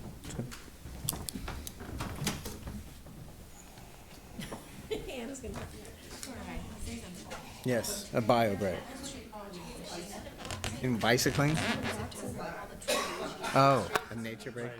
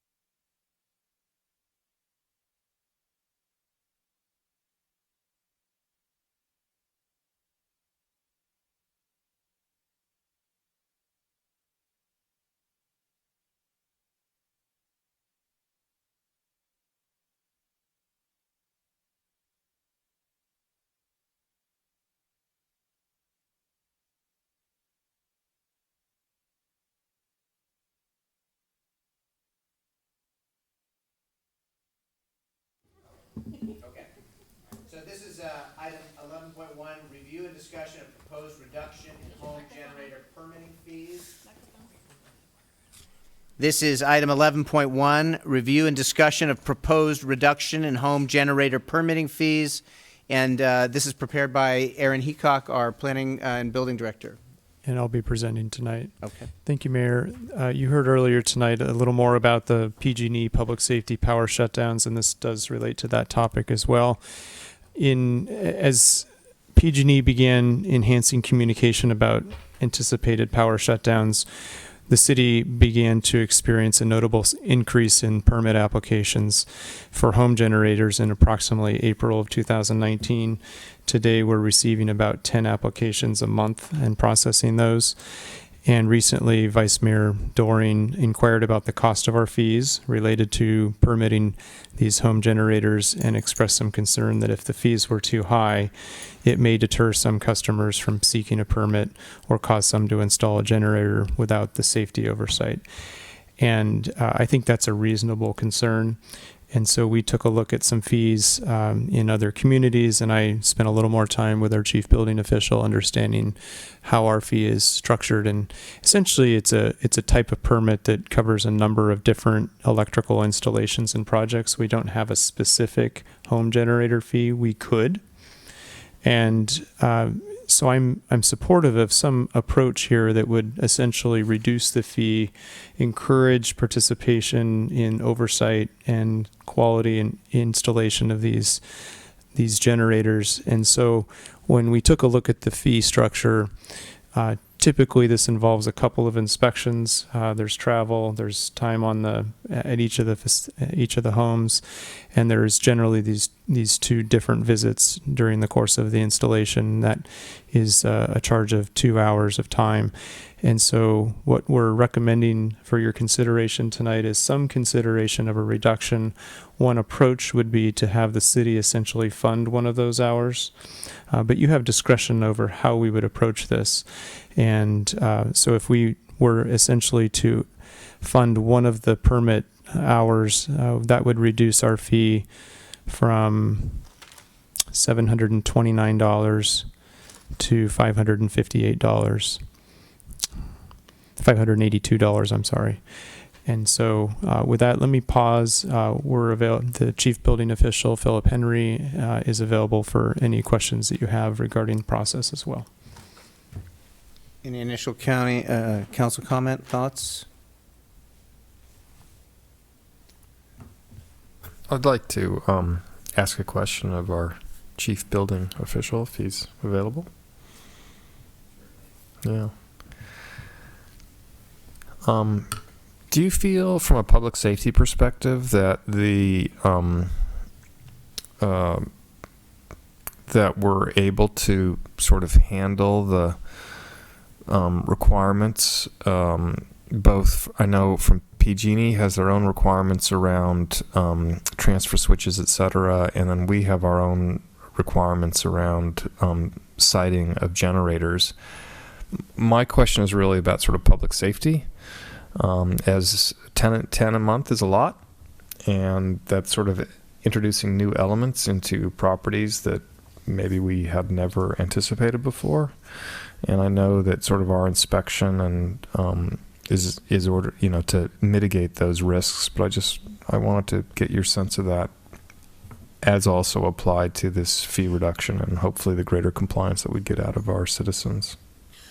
Yeah, so regardless of the fee, we would still inspect the same way that we always have. And we're looking primarily at electrical safety with a home generator installation. And then we're also enforcing our minimum 3-foot setback for equipment like that.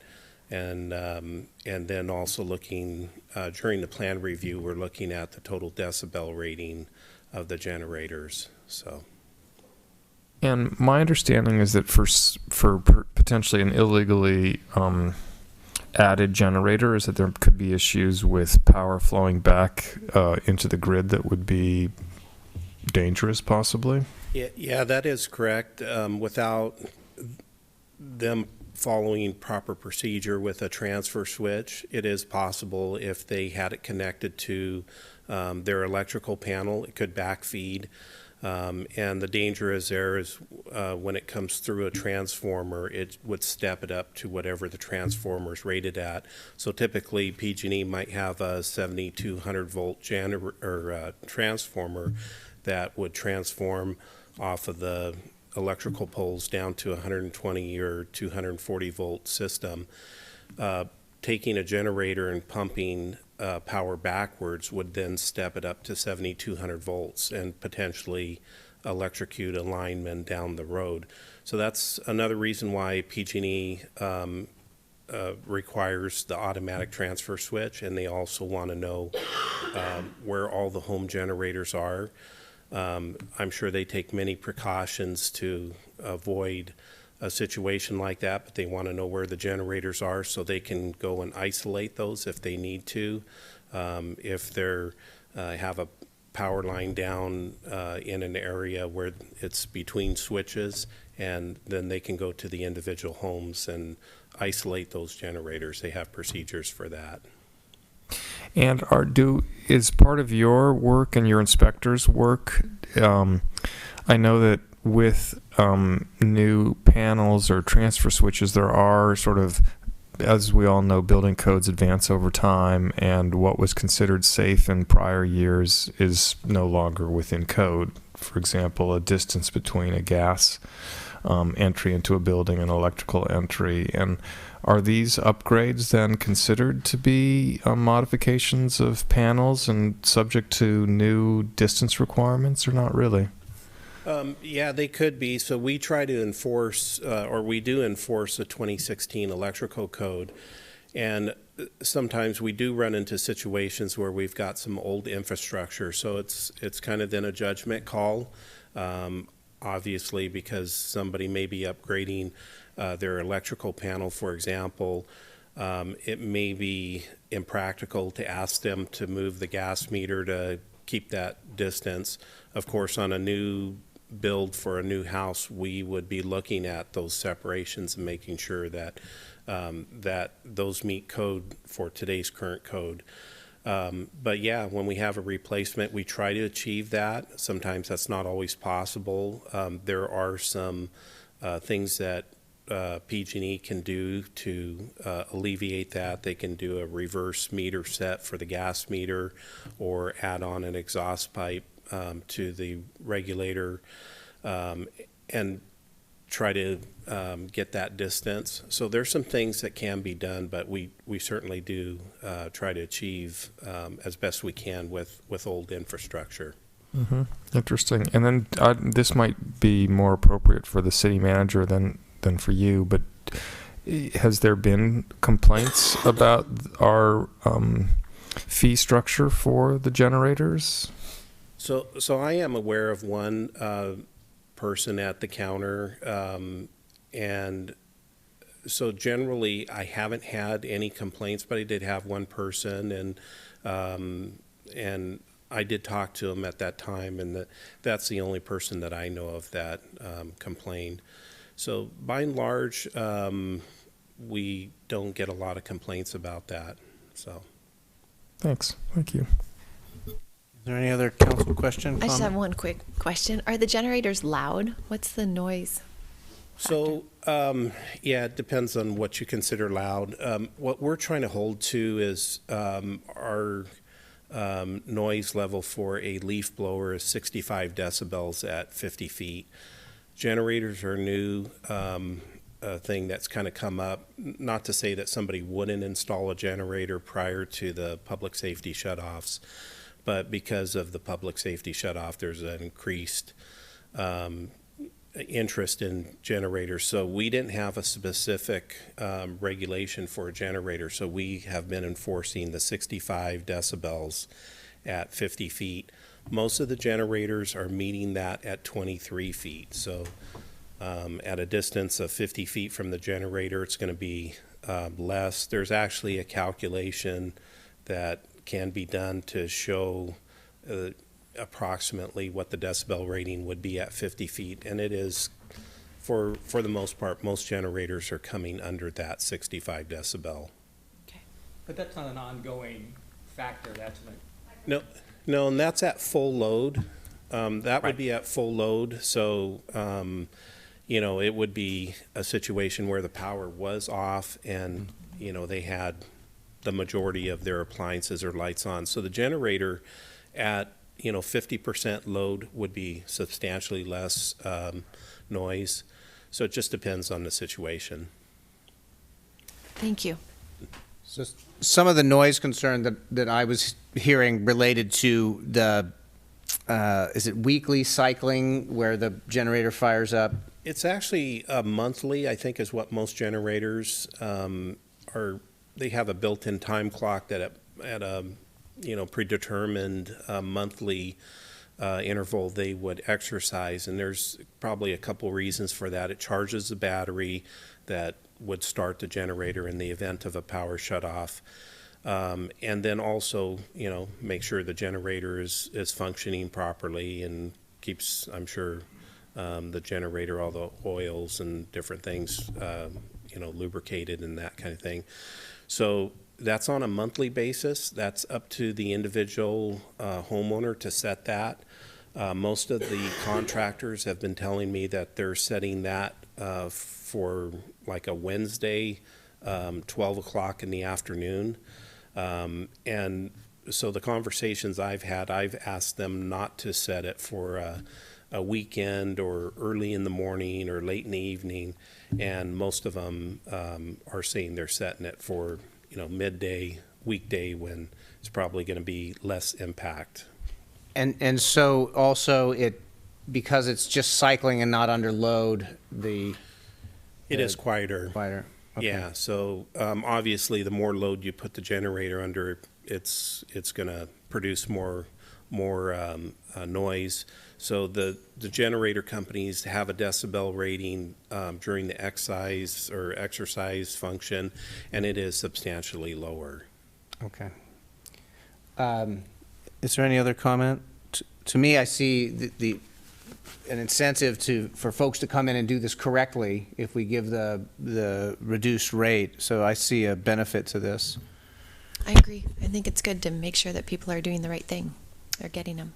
I would open it to public comment, but seeing no, well, we have Jesse, okay, so bring it back to the council. Is there any last comment? Well, I sort of have a comment. I mean, generators are $5,000 plus, and so these are expensive units. A city cost of, and the electricians that are going to put this in, they're permitted by the city, and I don't believe they would do this sort of work without the city's participation. I just wonder, do we gain? I mean, we don't have any studies on this. We've had one complaint. Are we aware of any illegal generators being placed in the city? And they're expensive anyway. I just wonder if we'll gain additional compliance through a reduction in price. I mean, you know, I want to value our building inspectors' time. It's an expense, you know. The people doing this are generally, presumably, have means. Maybe we need to look more fully at our fee structure. I mean, I really don't know, but it doesn't seem out of range to me. Just, you know, I'm just asking the question. So we're talking about a reduction of about $200 and some odd from 7 something to 5 something. All we've provided for you is an example of what would happen if you chose to subsidize 1 hour of that time. So it's an example. It's not. We're not presenting a recommendation tonight. It's really a policy call from the council. What stood out to me was that we were still, even with reducing an hour, the highest out of all of the neighboring cities in town, including Napa.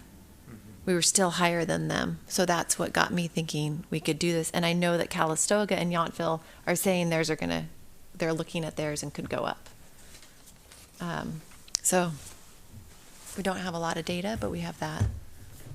So are we comfortable moving forward with this concept, at least to give some relief and perhaps incentivize? What is... I'm comfortable with it. I think anecdotally, I'm hearing that these units are being dropped off, and it's questionable. You know, electricians follow other electricians, and they know, and this is anecdotal, I have not studied this, obviously, but I get a good sense. I know a lot of the electricians in town, and there is, some uptick in these being just delivered, and the electricians kind of know who's installing them, who's getting the permits. They kind of keep a tab on that. So I trust that. Instinctually, the people I'm talking to go, yeah, we don't really want to have that happen. We want to have, safety is a fundamental thing. And I think for a couple, it may not make a difference, but I think if we come in line at least with the other entities, that seems to be real, Vice Mayor Doring, I think that's a very reasonable approach. I guess I'd sort of ask if we go back and look at our, at some point, look at our fee structure, generally. Yeah. I mean, are we in line? If we want to be in line with the other cities in the county that's similar to us, it might be interesting to see. Okay, with that, that's enough. So what we would anticipate doing is bringing you back a formal fee that would be a home generator fee, and it would be appropriate, I think, to backdate that to at least April or the beginning of 2019 when PG&E began to talk a little bit more about that. So that's a policy option for you as well. And also, if you would like to put some kind of a term on the fee reduction, we could also do that. So if this is a 12 or 24 month temporary reduction, that's another approach that you could look at from a policy perspective. If you would like to provide any feedback on that tonight, happy to do that, but we would anticipate bringing you something on a future agenda. I think that sounds good.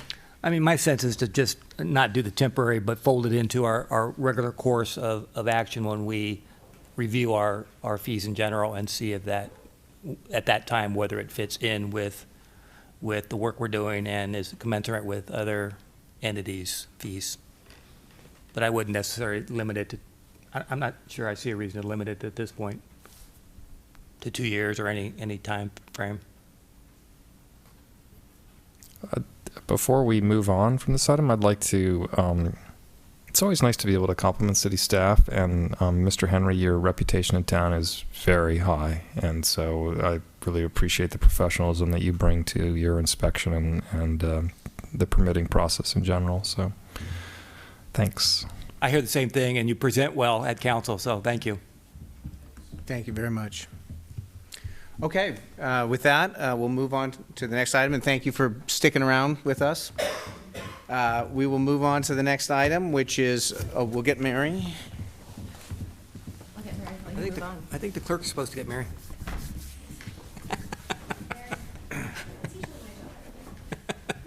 Okay, we will move on to item 11.2.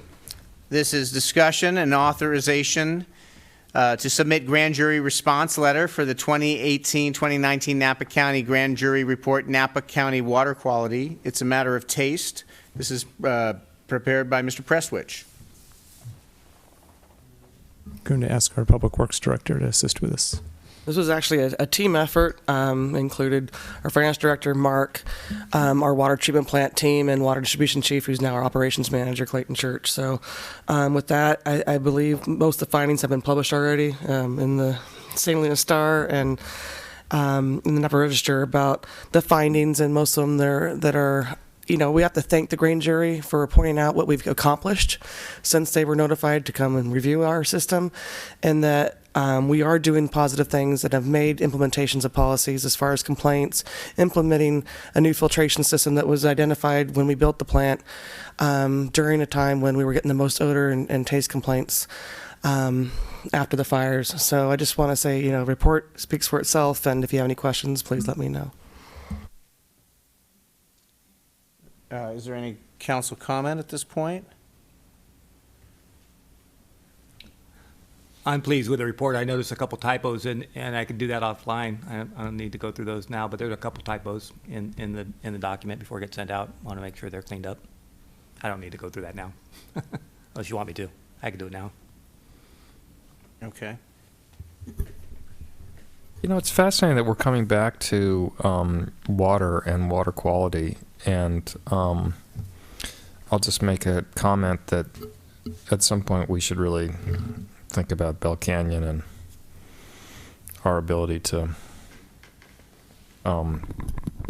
continue to maintain high quality water there given the development that's surrounding the hillside around the reservoir. This reminds me of a comment I made a little while back when we wrote a letter to the county asking for some participation in a study with the Beall Canyon watershed. And I'm bringing it up now because presumably we have not heard anything back from them. We followed up on June 19th. Right. From the letter that we initially sent to the county. And we talked about it at today's staff meeting, and we'll be following up again because I think there was perhaps on the county's end a little surprise that we were interested in considering funding a joint study. And so I know that the council's expressed that interest, and we're attempting to communicate that, and I anticipate we'll begin some additional conversations soon on that. I just want to say I agree, Erica, that the report speaks for itself. It was wonderful to read all of the things that we have done and how we will, for the few suggestions, respond that will be coming. And I just think that not enough people understand about that carbon filtration and how great and what a big deal that was, about how that changed the taste and the odor in town that people were smelling, and how we fix that, and it's something that's getting replaced often, and it made a huge difference. So thank you for that. And I'll say on this item, as I will say on the next item, that the same thing I was quoted as saying in the paper is that while I do very, very much appreciate the grand jury's work and sort of looking into the issues here and legacy issues, I was somewhat disappointed that they did not highlight the progress we've made in many areas, including this. And so our response, I think, speaks for itself and clarifies that. So with that, I think we can move on if there's no further comment on this issue. I'll open it for public comment, but seeing no public, I will close the public comment. So with direction on this, Mr. City Manager, what is the step? So we will confer with Vice Mayor Doring on some edits, and then we will update that letter and submit it to the grand jury. Okay. Do we need to formally authorize this with a vote? I think just direction is fine. If you'd like to make a motion, that's fine also. Okay, we're okay with direction? Yes. Okay. So we'll move forward with that. And once again, thank you to staff for all the work on the responses. So we'll move to 11.3. This is discussion and authorization to submit grand jury response letter for the 2018-2019 Napa County Grand Jury Report, St. Helena, a small town with big city problems, prepared by Mark Prestwich, City Manager. You can call me Mark T. It's okay.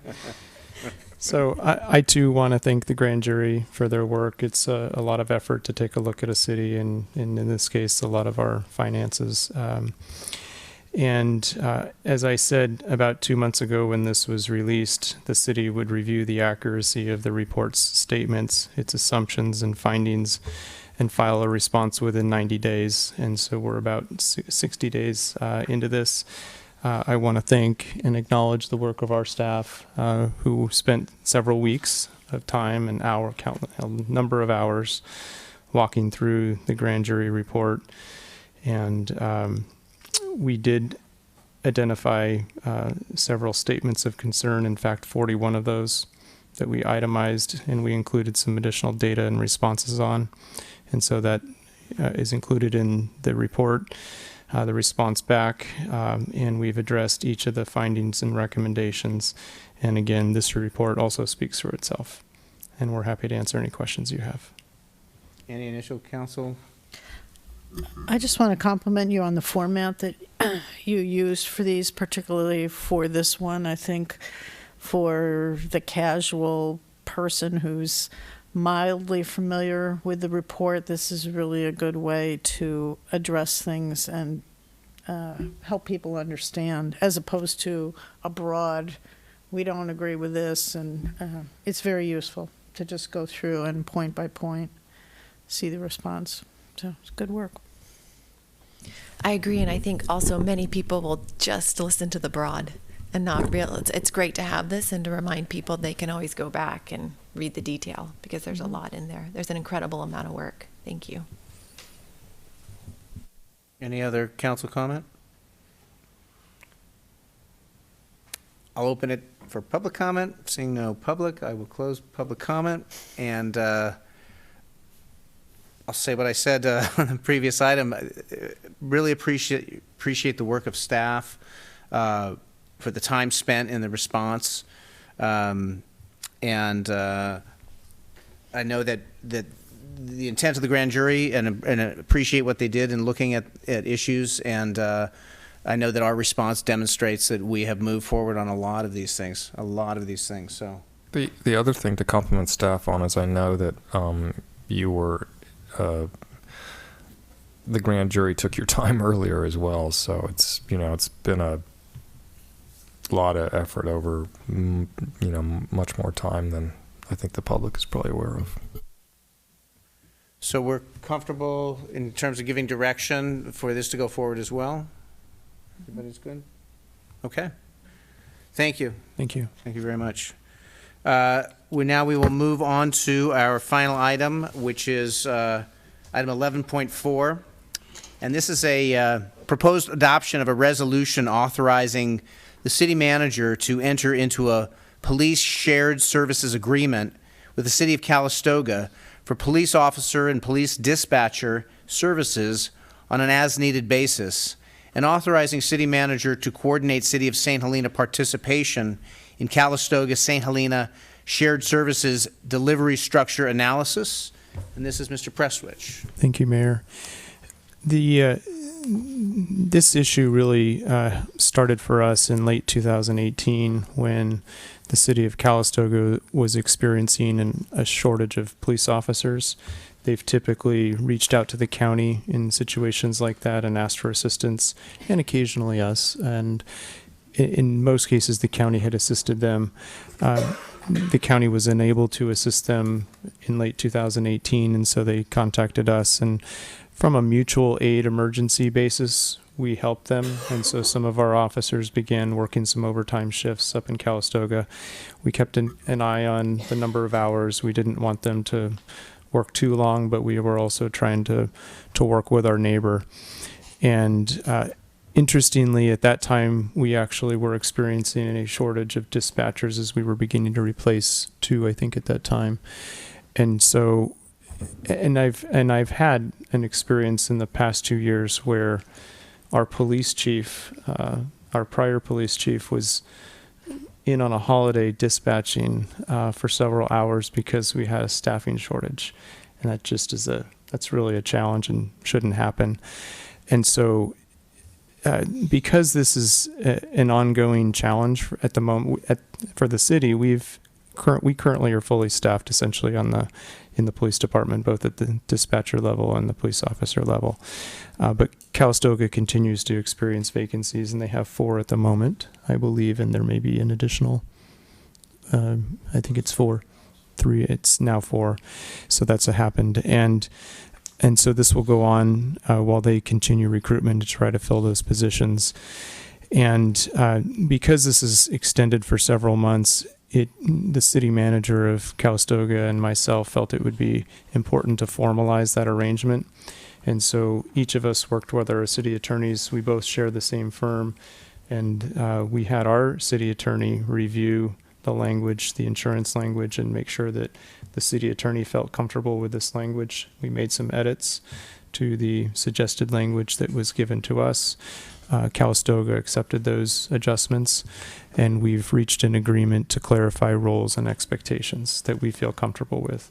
That essentially just formalizes this occasional exchange of staff.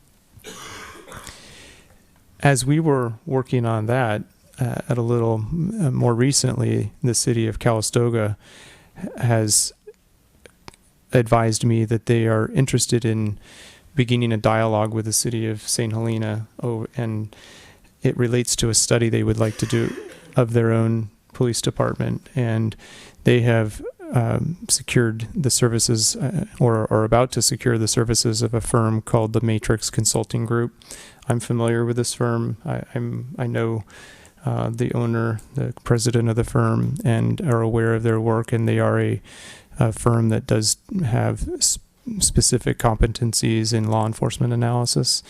And in fact, I recommended this firm based on some experiences I've had to Calistoga, and said that this would be a firm that you might want to look at if you're interested in taking a look at your police services. And so they've developed, they have an interest in analyzing three things. One, how they continue to go alone, but ensure that they're filling those positions.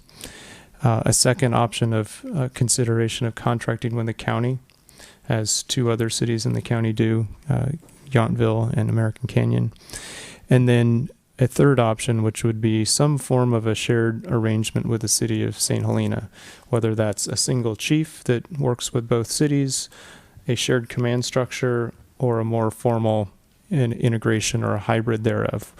And so I think it's an interesting analysis to be a part of, and it would involve interviews of our staff and some conversations with Calistoga and exploring ways that we can work together and potentially achieve some economies of scale, maybe save some money. And as we advance conversations about the replacement of City Hall, we know that there's a future conversation about the police department.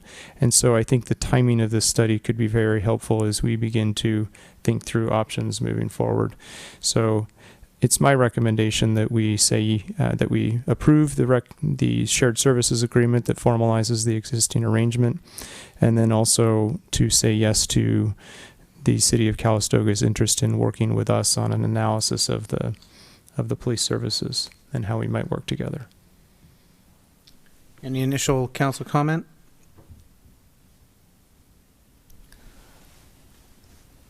I'm wondering, just in terms of the process, assume you go down a path where you decide that, that the city of St. Helena and Calistoga want to do a study.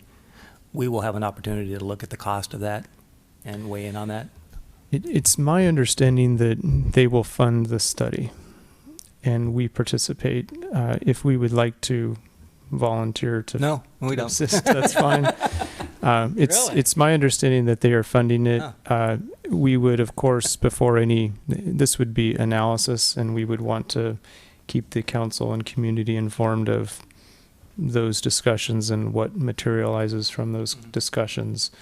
And so I would anticipate that after analysis and thinking and some thinking on behalf of their consultant, that different options would emerge for us to react to and think about, and we would want to share those ideas with the council, perhaps some form of a joint meeting with their council at some point where we can again put everyone in the same room and explore that relationship. So I think there's good value in talking to them and seeing what might happen with these conversations. Just my legal curiosity, how did we handle the legal conflict? Did we just waive that? Yeah, one firm representing both cities that just jumped into my mind.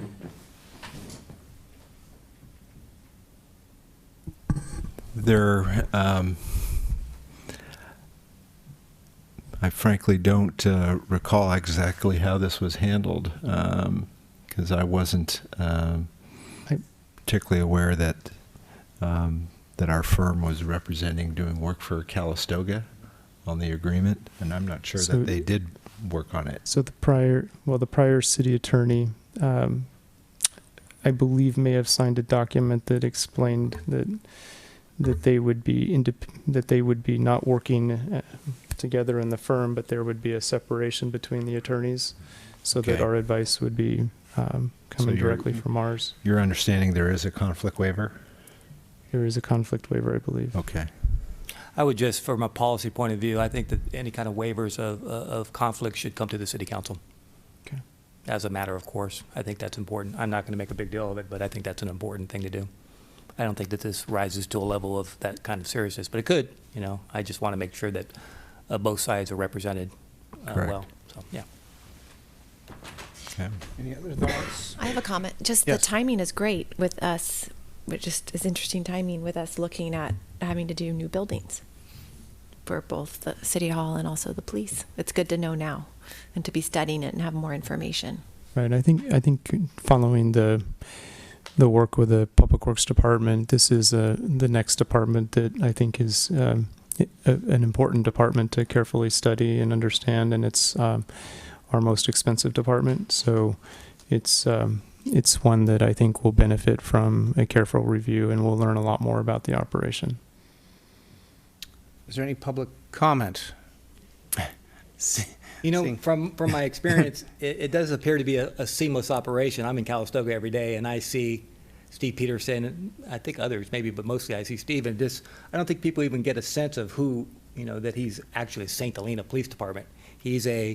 At that moment, he's a Calistoga police officer, doing his job, and really it's doing the same work he's doing here. And I think that there is some benefit of having both departments get to know the cities, because I think the more we can sort of share knowledge, and we're so close, and these cities sort of formed in tribes, and it's like, oh, this is our stuff, but there's so much that we can share, so much information, and we do anyway.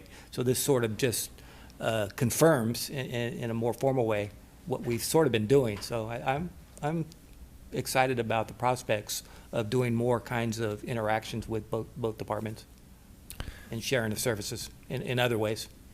Can I ask a question of our current police representative here? Mr. Harley, will you come up? Will you come up to the podium, please? Thank you. I'd be, as we proceed on this potential path, I'd be very interested to look at Calistoga statistics compared to St. Helena statistics from a crime and police response perspective.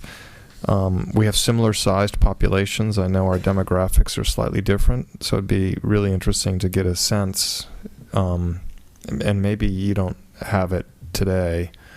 I don't. Okay. They just recently did something similar a couple months back.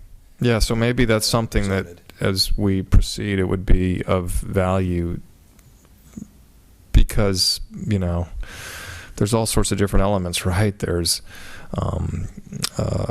minor things like parking citations, and there's sort of more major things. It'd be interesting to know sort of what the mix is compared to the police activity in this town versus Absolutely, Calistoga. and we have a really good working relationship, and I can quickly get you that information. Yeah, and maybe that's something that could be shared from a public perspective. Thanks. Yes. Thank you. I think there will be some opportunity for some benchmarking with other communities. There's good data on national statistics that I think we'll find both cities perform pretty well against, but we're small cities, so one particular problem may jump a percentage in a given year, but I think there's going to be some nice metrics that'll be a part of this study as well. And just going into this, knowing ahead of time, they've been down bodies for the last year, so their proactivity is almost nil. They're more reactive than proactive, where we're able to kind of balance that. Well, that'd be a real interesting thing to see, is if you compare, the square the area that's covered in Calistoga versus the area that's covered, the number of residents, the number of active patrol officers, the coverage. I mean, that can inform then sort of. Absolutely. Yeah, that'd be really interesting to see those things. Oh, cool. Thank you. Thank you. Could Thank you, you. Chris, I have one question. Chief, Back. we've got another question. I'm just curious, can you address, why it is that they are having this shortage? Is it retirements? Is it difficulty attracting people to work up Valley? Do you have any insight into that? I do, and Chief Celaya has already addressed their council with it, so I'm comfortable saying it here. Their retirement package is very low. Their entire benefits package is lower than anybody else in the county or surrounding counties. They cannot get applicants that can pass their backgrounds. They're getting the pool that we get our people from, they can't even touch that pool. Just because they can't attract quality people. The people they're attracting are primarily people that couldn't make it through backgrounds in other agencies. They just recently thought for sure they had one going through the police academy, and that applicant failed the police academy. So until they address their benefits and compensation, they're going to keep pulling from the same pool. I think that's important when you talk about going forward. If we are looking for some, more shared thing, what is the standard going to be, and how? I assume it would have to be uniform or get moved to uniform, so that the officers that we are attracting have the same caliber of service and experience. And I'll leave it up to this firm to figure out how you address that, but I think it's not a big issue, but I generally support this idea. I think for small cities, especially up valley like we are and kind of remote, it's a very good thing to study. But absolutely. Having said that, that's an issue that I think would have to be discussed. I think you make an excellent point in that if we're sharing services, we want to make sure that there's a standard that applies to both. And I'm assuming that the study is going to start looking at these factors as well. Right, and I think it's fair to say the city of Calistoga is aware of the compensation challenge. It's identified as a potential issue within the scope of work with the matrix group. I think the prospects of their ability to pay competitive wages will improve when a hotel or two is opened up there that's under construction today. So I do think there's some positive outlook if we look forward a couple of years from their ability to fund competitive salaries. But it will be certainly something that we want to take a look at carefully. And so then that talks sort of also about then training, right? I mean, you sort of glanced on that issue, Councilmember Koberstein, but if there are some real differences, that's something that I would totally be, understand what you're saying there. Yeah, because our police force is great, and the citizens have a lot of confidence in them, and I'm not implying this, but I'd hate to degrade that.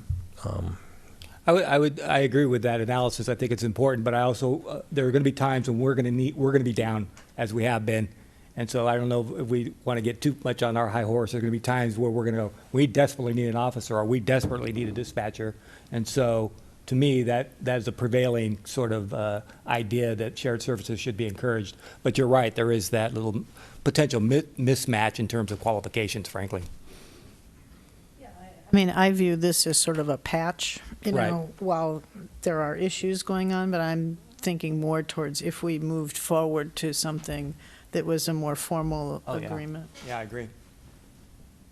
So with that, we have a staff recommendation, and is there a motion to adopt that with these two elements? I'll move the staff recommendation. Is there a second? I'll second. Vice Mayor Doring? Yes. Councilor Koberstein? Yes. Knudsen? Yes. Chateau? My microphone. I broke my microphone. Yes. Mayor Ellsworth? Yes. So that is our final item. Thank you, everybody, and I will adjourn the meeting. Well done, there it is.